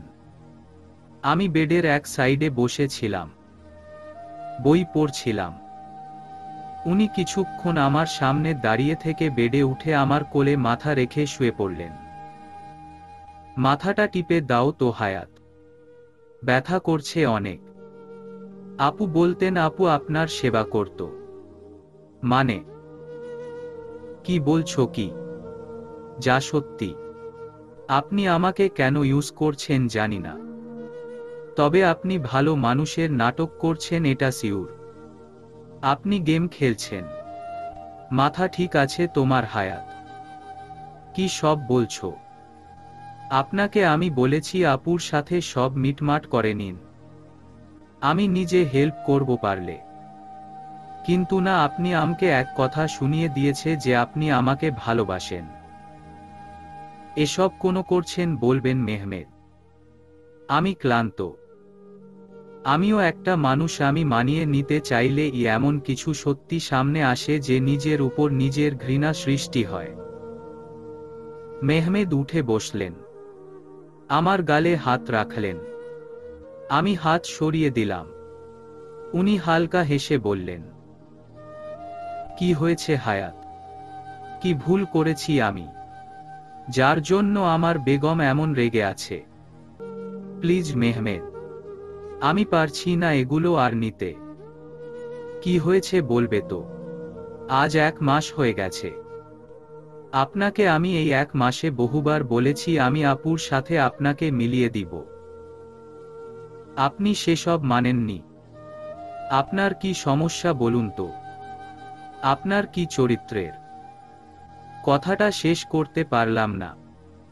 আমার ডান গাল ঝনঝন করে উঠল। ছলো ছলো নয়নে তাকাতেই উনি বললেন, যা বলতে চেয়েছিলে তা কখনো মুখে আনবে না। কি হয়েছে সেটা না বলে এত কিছু বলে যাচ্ছ কেন? আগে বলো কি হয়েছে। কিছু না, আমারই ভুল ছিল। আমার উচিত ছিল বুঝে নেওয়া সবটা। আমি বুঝে গেছি সবটা।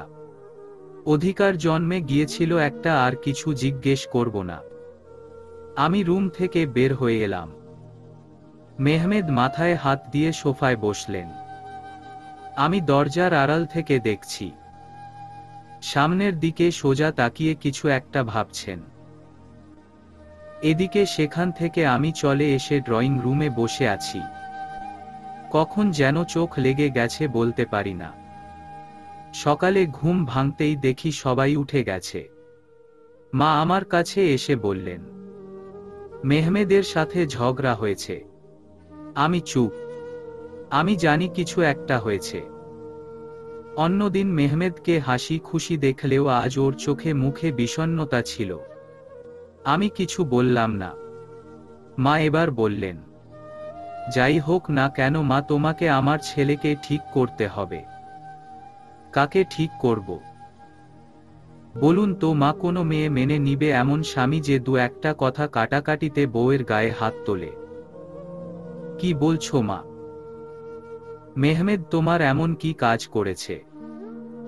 আমার দিকে ভালো করে দেখুন। মা ভালো করে দেখলেন। আমার গাল লাল হয়ে আছে। মা আর কিছু না বলে উঠে চলে গেলেন। আমি দেখলাম মেহমেদ রুমে নাই। আমি এই সুযোগে রুমে গিয়ে ফ্রেশ হয়ে নিলাম।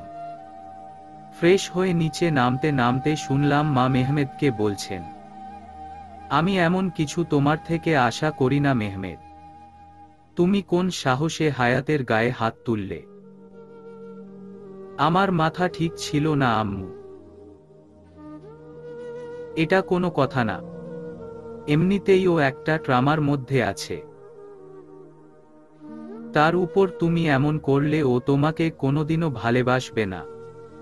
ভালোবাসতে তো ওকে হবেই। মেহমেদ, তুমি এমন বেপরোয়া হয়ে যাচ্ছ কেন? মেহমেদ চুপ। মেহমেদ, আর এমন হলে আমি নিজ দায়িত্বে হায়াতকে তোমার থেকে দূর করে দিব, মনে রেখো। বলেই মা চলে গেলেন। মেহমেদ খাওয়া শেষ করে উঠে চলে গেলেন বাহিরে। সারাদিন ভালোই কাটল। অন্যদিন মেহমেদ আমাকে 2-3 বার ফোন দেয়, আজ একবারও দেয়নি। কালকে ইলেকশন, হয়তো অনেক ব্যস্ত। রাত 8টার দিকে আমার ফোনে অচেনা নাম্বার থেকে একটা কল এলো। অচেনা বলে ফোনটা ধরলাম না। পর পর বেশ কয়েকবার ফোন আসায় এবার ধরলাম। ওপাশ থেকে এক পুরুষালী কণ্ঠ ভেসে এলো, রিসোর্ট রয়্যাল স্টার হোটেলের রুম নং 204-এ চলে আসুন এখনই। আমি হতবম্ব হয়ে গেলাম। কে আপনি? আর আমি কেনই বা ওখানে যাব? হ্যালো। কল কেটে দেওয়া হলো ওপাশ থেকে। আমি ওই নাম্বারে কয়েকবার ফোন দিলাম কিন্তু কোনো রেসপন্স নাই। আমার চিন্তা হতে লাগলো। কাঁধে কারোর হাতের স্পর্শ পেতেই পিছনে ঘুরে দেখি দিশা আপু। আপু আমাকে জিজ্ঞেস করল, কি হয়েছে হায়াত? আমি আপুকে অচেনা নাম্বার থেকে ফোন আসার কথাটা বললাম। আপু বলল, তোর একা যাওয়া উচিত হবে না। তাহলে কি করব আপু? আমি কি যাব না? তোমার কি যাওয়ার ইচ্ছে আছে? আমি চুপচাপ রইলাম। দিয়া আপু মিষ্টি হাসি দিয়ে বলল, বেশ যাবে, তবে একা না, আমিও যাব তোমার সাথে। কিন্তু? কোন কিন্তু না হায়াত, আমি তোমার বড় বোন না? তুমি তো বলেছ। হ্যাঁ আপু। তো চলো। আপু আর আমি বেরিয়ে পড়লাম রিসোর্ট রয়্যাল স্টারের উদ্দেশ্য। কিছুক্ষণের মধ্যে পৌঁছেও গেলাম। আপু বলল, এখানে কেন তোমাকে আসতে বলেছে হায়াত? জানি না আপু, চলো ভিতরে যাওয়া যাক। ভিতরে গিয়ে আপু আমাকে বলল, এখন 204 নং রুমে যেতে হবে। তুমি যাও, আমি এখানে তোমার জন্য ওয়েট করছি। আচ্ছা। আমি 204 নং রুমের সামনে এসে দাঁড়ালাম। ভিতর থেকে 2 জন মানুষের গলার আওয়াজ আসছে। দরজা লাগানো না হলেও হালকা খোলা। আমার কাছে দুটো কণ্ঠই চেনা মনে হলো। আমি ভিতরে থাকা 2 জন মানুষের কথা শুনতে লাগলাম, কিন্তু স্পষ্টভাবে বুঝতে পারছি না। তাই আর একটু দরজার সামনে গিয়ে দাঁড়াতেই বাতাসে দরজাটা আর একটু খুলে গেল। ভিতরে যে দুজন মানুষকে দেখলাম তারা আর কেউ না, মেহমেদ আর মিলা আপু। আমি ওদের কথা শুনতে লাগলাম। মেহমেদ পিছন থেকে আপুকে জড়িয়ে ধরে আছে, ওইদিকে মুখ ঘুরিয়ে। এটা যে মেহমেদই তা উনার কণ্ঠ আর গায়ের পাঞ্জাবি দেখে বুঝলাম। মেহমেদ আপুকে বলছে, তুমি আমার উপর এখনো রেগে আছো জান? দেখো, আমার বাবা মা যদি সত্যিটা জানতো তাহলে আমাদের ওনারাই আলাদা করে দিত। আমি সেটা চাইনি, তাই এটা করেছি। তাই বলে তুমি হায়াতকে বিয়ে করবে? তুমি জানো না আমি কতটা কষ্ট পেয়েছি। সরি জান। আমি তোমাকে ভালোবাসি মেহমেদ। আমিও। আমি তোমার পাশে হায়াতকে দেখতে পারছি না। আর বেশি দিন না মিলা, তারপর তুমি তোমার অধিকার ফিরে পাবে। আর হায়াত সরে যাবে আমাদের জীবন থেকে। একটু অপেক্ষা করো। সত্যি তো? হুম। আপু মেহমেদকে জড়িয়ে ধরল এদিকে ঘুরে। আমি সরে গেলাম দরজার সামনে থেকে। দুচোখ দিয়ে পানি গড়িয়ে পড়ছে। এক মুহূর্তের জন্য ভেবেছিলাম মেহমেদ আমাকে হয়তো সত্যি ভালোবেসেছে, কিন্তু আপুর কথা চিন্তা করে আমি উনাকে দূরে রেখেছি। আর ওরা কিনা আমাকেই ধোঁকা দিচ্ছে। আমার আর ইচ্ছে হলো না এখানে আর এক মুহূর্তও থাকার। আমি চলে এলাম। দিয়া আপু আমার জন্য যেখানে ওয়েট করছে সেখানে। আপু আমাকে দেখে বলল, কি হয়েছে হায়াত? তোমার মুখ এমন কেন লাগছে? কিছু না আপু, এমনি। বলো বলছি। আমি চুপ করে আছি। তুমি বলবে না তো? ওকে, আমি যাচ্ছি দেখতে কি হয়েছে। না আপু, আসলে। হায়াত বলো। আমি মেহমেদ আর মিলা আপুকে একসাথে দেখেছি। কি কি বলছো তুমি হায়াত? তুমি জানো এটা অসম্ভব। আমিও বিশ্বাস করতে পারছি না। ওনার সাথে আমার ঝামেলা হয়েছিল কালকে, আর আজকে এমনটা। শান্ত হও হায়াত। হয়তো ওইটা অন্য কেউ ছিল। হয়তো তোমাকে ভুল বোঝানোর চেষ্টা করা হচ্ছে। আমি ওনার কণ্ঠ কি ভুল শুনলাম তবে? তাও তো কথা। আচ্ছা, তুমি মুখ দেখেছ? ওইটা ভাইয়াই ছিল। হ্যাঁ আপু। আমি ভাইয়ার সামনে যাব।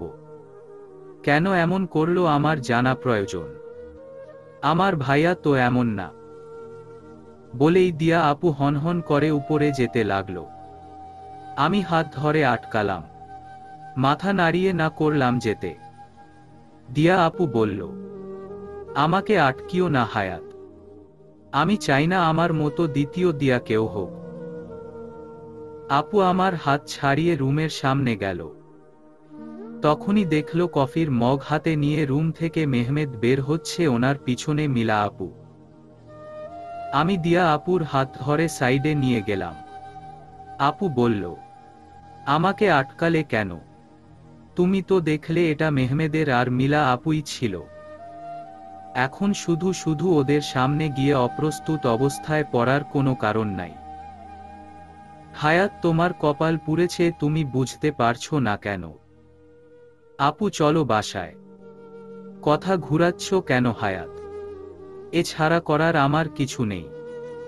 আমি জন্মই নিয়েছি সবার জীবনের সেকেন্ড চয়েস হয়ে। আর দাঁড়ালাম না। আমি আর দিয়া আপু রিসোর্ট থেকে বেরিয়ে সোজা বাসায় গেলাম। বাসায় এসে আমি রুমে চলে এসেছি। মা বাবার ছবি সামনে নিয়ে বসে মার সাথে কথা বলছি। মিলা আপুর থেকে বেশি ভালো নাকি আমাকে বাসতে? এই কথাটা সবাই বলতো। তবে আজ কেন তোমরা আমার কথা একবার মনেও করো না? কেন তোমরা একবারও আমার খোঁজ পর্যন্ত নাও না? মা, তুমি জানো না আমার নিঃশ্বাস আটকে আসছে, আমার দম বন্ধ হয়ে আসছে।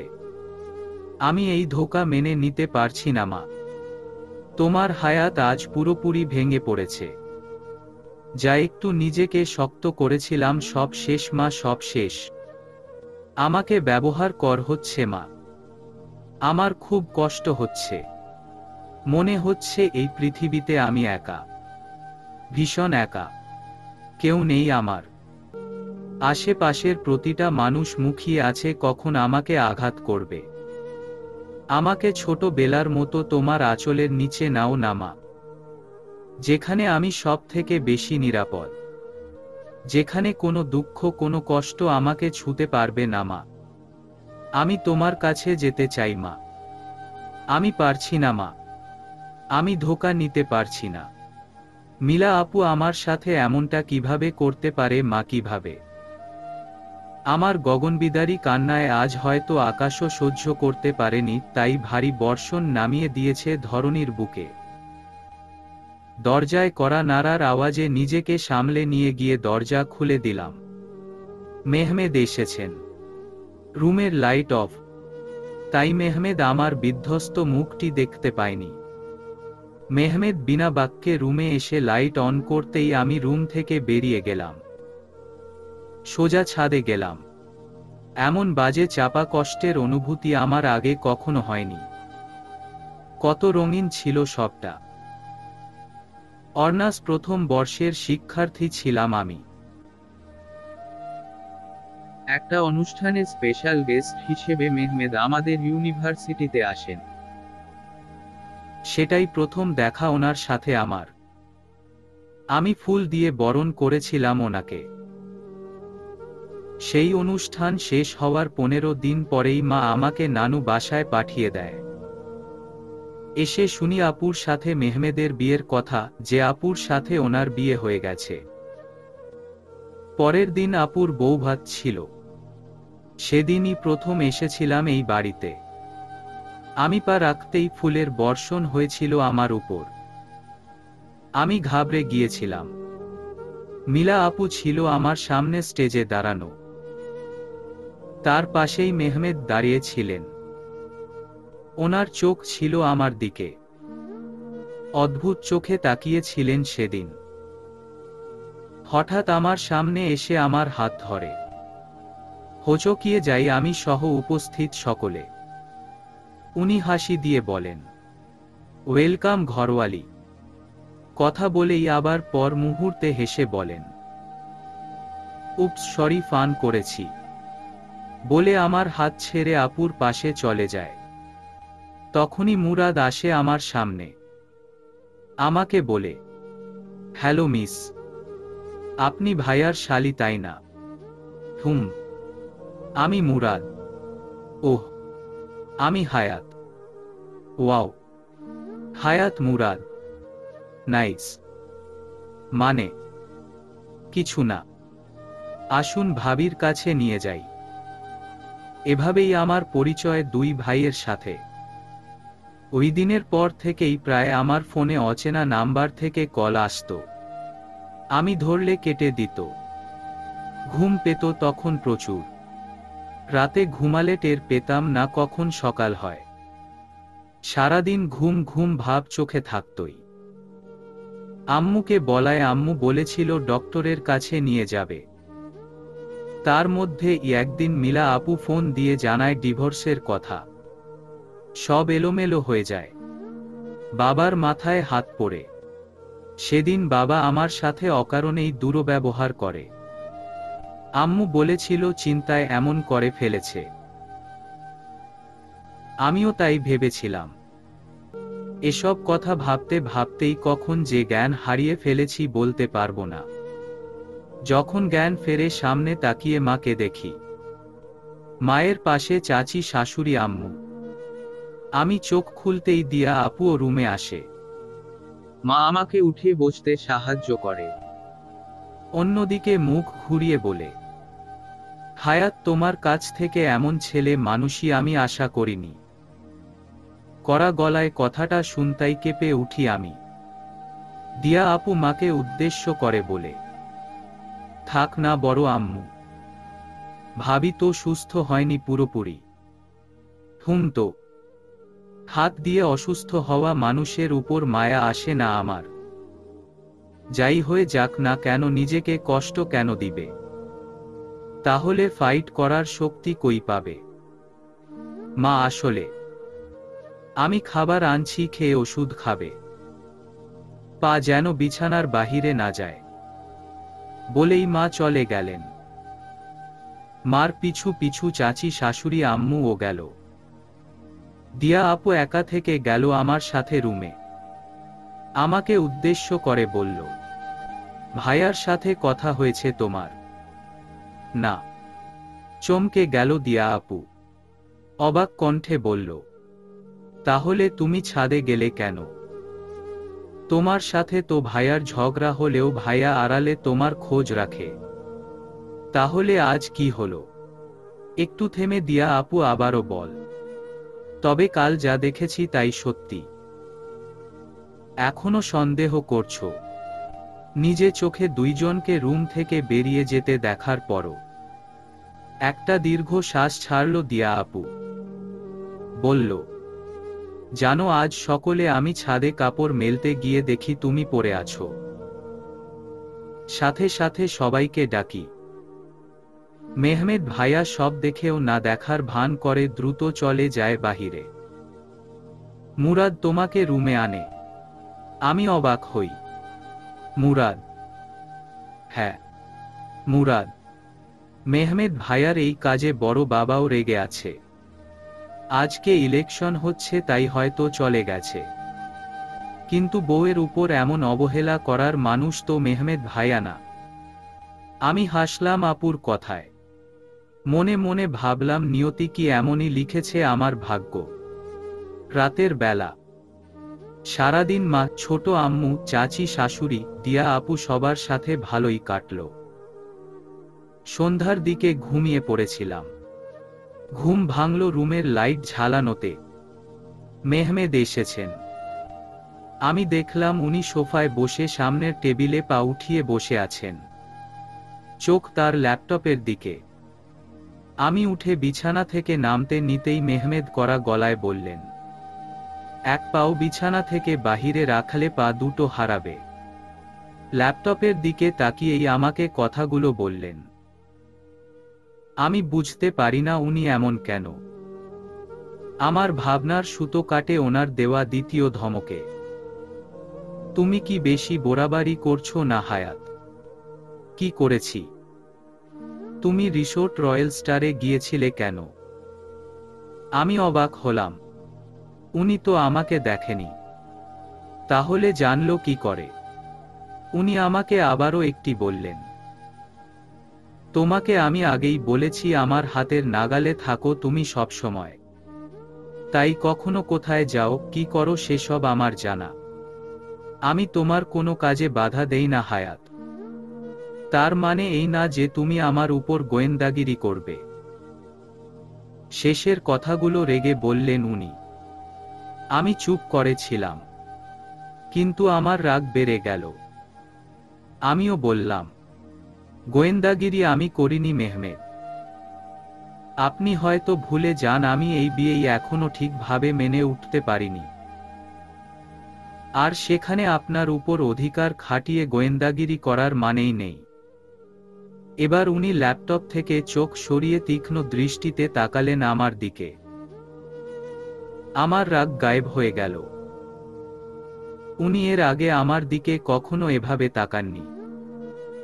দেখে মনে হচ্ছে আমাকে চোখ দিয়েই ভস্ম করে দিচ্ছেন। আমি উনার দিক থেকে চোখ ফিরিয়ে নিতেই উনি বললেন, হায়াত, তুমি আমাকে ভালোবেসে ফেলেছ। এইটা আমার কাছে ইলেকশনে জেতার থেকেও বড় খুশির একটা খবর। এটা উদযাপন করা উচিত আমার। কি সব যা তা বলছেন? ঠিক বলছি। আমাকে অন্য কারোর সাথে দেখে তোমার এত কষ্ট হয়েছে হায়াত। যদি তুমি আমায় ভালোই না বাসো তাহলে কষ্ট পেলে কেন? তোমার তো খুশি হওয়ার কথা ছিল আরো। আপনি যা ভাবছেন তা নয়। তাহলে কি? আমি দ্বিধার মধ্যে পড়ে গেলাম। কি বলা উচিত এখন? আমার কাছে এর কোনো উত্তর নাই। আমাকে চুপ থাকতে দেখে উনি বললেন, তুমি অনেক বেশি ইনোসেন্ট হায়াত। মন্ত্রীর ওয়াইফ হয়ে এত ইনোসেন্ট হওয়া যাবে না। তোমাকে ট্রেনিং দিব আমি স্ট্রং হওয়ার জন্য। ফাজলামো করছেন? একদম না। আমি তোমার ভালোর জন্যই কথাগুলো বলছি। আপনি প্রসঙ্গ চেঞ্জ করছেন। উনি হাসলেন। উনার এই রোজ্যময় হাসি দেখলে আমার গা জ্বলে যায়। আপনারা আমাকে ধোঁকা দিয়েছেন। আপনাদের লজ্জা লাগা উচিত। নিজেদের স্বার্থে আমার জীবন নিয়ে খেলছেন। আবার হাসছেন কেন? রাগী গলায় কথাগুলো বলতেই মেহমেদ ঠান্ডা মাথায় জবাব দিলেন, খেলছি তো ঠিক আছে, কিন্তু আপনারা নয়, আপনি হবে। আমি সবটা দেখেছি। আমিও দেখছি অনেক কাছ থেকে। আমার ঠোঁটের দিকে তাকিয়ে কথাটা বললেন উনি। আমি অপ্রস্তুত হয়ে পড়লাম। আমি দ্রুত রুম থেকে বের হতে গিয়ে উস্টা খেলাম। তবুও দাঁড়ালাম না। সোজা ড্রয়িং রুমে গেলাম। আমি ড্রয়িং রুমে আসতেই দেখি দুটো লাগেজ। আমি অবাক হলাম। কারোর তো কোথাও যাওয়ার কথা না। তবে লাগেজ কেন? কে কই যাবে? আমি তো কিছু জানি না। আমার ভাবনার সুতো কাটল দিয়া আপুর কথায়। হায়াত। হুম আপু, বলো। তুমি সবটা জানার পরও ভাইয়ার সাথে চট্টগ্রাম যাচ্ছ কি করে? আমি আপুর কথায় আকাশ থেকে পড়লাম।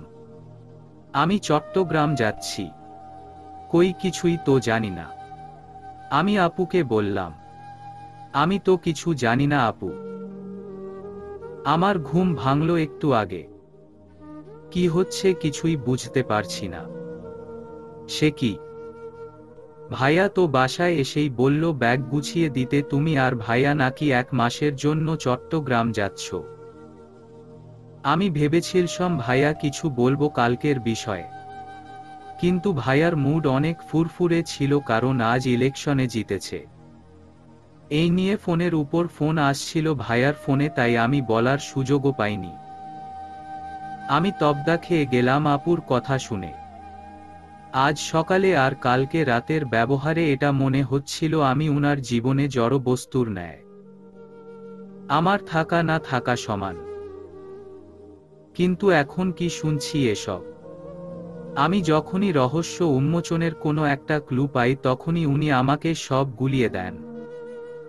আমার ভাবনার মাঝেই মা এলেন, হাতে দুধের গ্লাস। তা দেখেই আমি নাক ছিটকালাম। মা বললেন, এমন করে লাভ নেই, খেতে হবে। এমনিতে অসুস্থ, তারপর আবার আজকে রাতেই ঢাকার বাহিরে যাবে। নিজের একটুও যত্ন যে তুমি রাখবে না সেটা আমার জানা আছে। তাই নাও, তাড়াতাড়ি দুধটা খেয়ে নাও।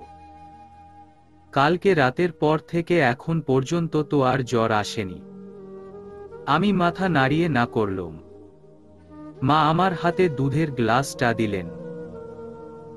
আমি খাবো না বলে অসহায় ভাবে তাকাতেই দিয়া আপু বলল, খাও হায়াত। বড় আম্মু কিন্তু আমাদের কখনো এত আদর করে খেতে বলেনি। আমাকে মা অনেক ভালোবাসেন আপু, ভীষণ। আপুর কথায় নিজেকে একটু ভাগ্যবতী মনে হলো। মায়ের আদর আমি আবার পাবো এটা ভাবিনি। রাত 9টা। মেহমেদ এসে আমার পাশে বসলেন। আমি দিয়া আপুর সাথে টিভি দেখছিলাম। আপুকে দিশা ডাক দিয়েছে বলে আপু উঠে গেছে একটু আগে। আমি একাই বসে টিভি দেখছি। জ্বর আর আসেনি। মেহমেদ বারবার ঘড়ির দিকে তাকাচ্ছেন। আমি দেখেও না দেখার ভান ধরে আছি। উনি এবার আমার হাত থেকে রিমোট নিয়ে টিভি অফ করে দিলেন। তোমার তো সাহস কম না হায়াত? যে মন্ত্রীর সাথে কথা বলতে 10 দিন আগে অ্যাপয়েন্টমেন্ট নিয়ে রাখে মানুষ, আর সেই মানুষটিকে তুমি পাত্তাই দিচ্ছ না। আমার হাসি পেল মেহমেদের কথায়। হাসি চেপে শক্ত চোখে তাকিয়ে বললাম, বলুন। তুমি আমাকে চোখ রাঙাচ্ছ? এটা বলতে এসেছেন? তেরা হয়ে যাচ্ছ দিন দিন তুমি হায়াত। রেডি হয়ে নাও, যাওয়ার সময় হয়ে গেছে। আমি আপনার সাথে যাব না। যেতে হবে। আমার হাত শক্ত করে ধরে বললেন উনি। হঠাৎ ওনার মুখ লাল হয়ে গেল। ছাড়ুন, ব্যথা পাচ্ছি। ছাড়ার জন্য তো ধরিনি আমি হায়াত। ব্যথায় আমার চোখে পানি চলে এসেছে। ভাঙা ভাঙা স্বরে বললাম, যাব। ছাড়ুন হাত প্লুজ। এবার উনি আমার হাত ছেড়ে দিলেন। আমি সোজা রুমে গিয়ে দরজা লক করে দিলাম। কেউ তখন ড্রয়িং রুমে ছিল না। তবে মুরাদ আমাকে দৌড়ে উপরে যেতে দেখে মুরাদ সাথে সাথে মেহমেদের সামনে গিয়ে মেহমেদকে ডাক দেয়, ভাই। মেহমেদ এমন অগ্নি চোখে তাকায় যে মুরাদ আর কিছু বলতে পারে না, চলে যায় বাহিরে। 20 মিনিটের মাথায় রেডি হয়ে নিচে নামলাম আমি। মা, ছোট আম্মু, দিয়া আপু, হিরণ ভাইয়া, রিশা, দিশা সবাই দাঁড়িয়ে আছেন আমাদের বিদায় দিতে। বাবা আর ছোট বাবা, চাচা শ্বশুর কাজে ঢাকার বাহিরে আছেন। সবার কাছে বিদায় নিয়ে গাড়িতে উঠে বসতেই মেহমেদ আমার পাশে এসে ড্রাইভিং সিটে বসলেন। ড্রাইভ করতে লাগলেন। আমার মাথায় একটা কথাই ঘুরছে যে হঠাৎ করে ঢাকার বাহিরে কেন যাচ্ছেন উনি। ভাবতে ভাবতেই একসময় ঘুমিয়ে গেলাম। ঘুম ভাঙতেই দেখি ঠান্ডা লাগছে। চোখ মেলে দেখি পাশের সিটে মেহমেদ নেই। আমি হচকিয়ে যাই। গাড়ি থেকে নেমে বাহিরের পরিবেশ বোঝার চেষ্টা করছি। বাহিরে পিন পিন নীরবতা।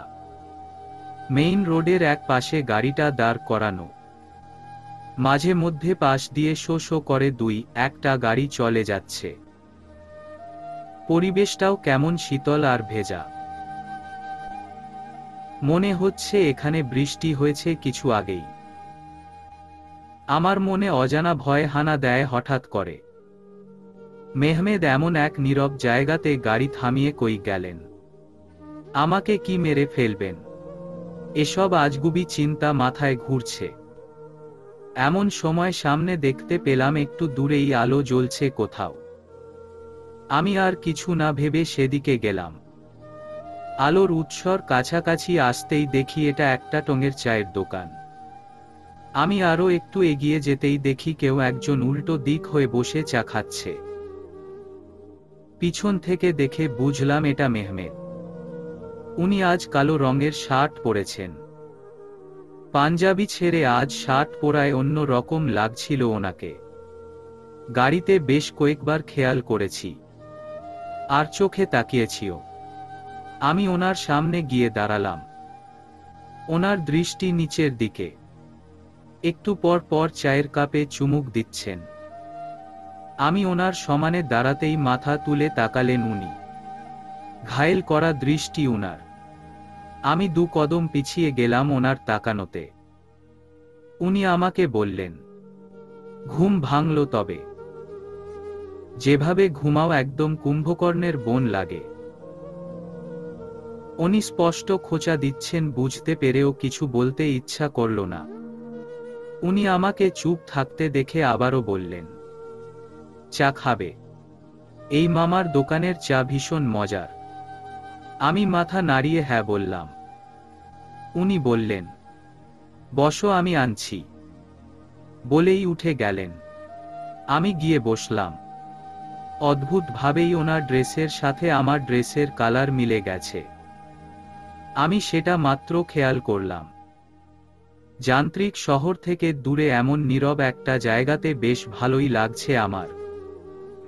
আজ মেহমেদকেও অন্যরকম লাগছে। তুমি কেন অন্যরকম মেহমেদ? তোমাকে বোঝা এত কঠিন কেন হয়ে পড়েছে আমার কাছে? আমি দূরে যেতে চাইলে তুমি আরও কাছে টানছো আমায়। কেন এমন করছো মেহমেদ, কেন?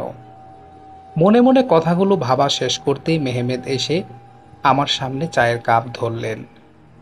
আমি যে আমার ভাবনার মাঝে ওনাকে তুমি বলে সম্বোধন করেছি, এটা ভেবেই লজ্জা পাচ্ছি। উনি আমার দিকে ব্রু কুঁচকে তাকিয়ে বললেন, এমন লজ্জা পাচ্ছ কেন হায়াত? আমি তো এমন কিছুই করিনি যে তুমি লজ্জা পাবে। আপনার কি এমন একটা সুন্দর পরিবেশে এসব অসভ্য মার্কা কথাগুলো না বললেই নয়?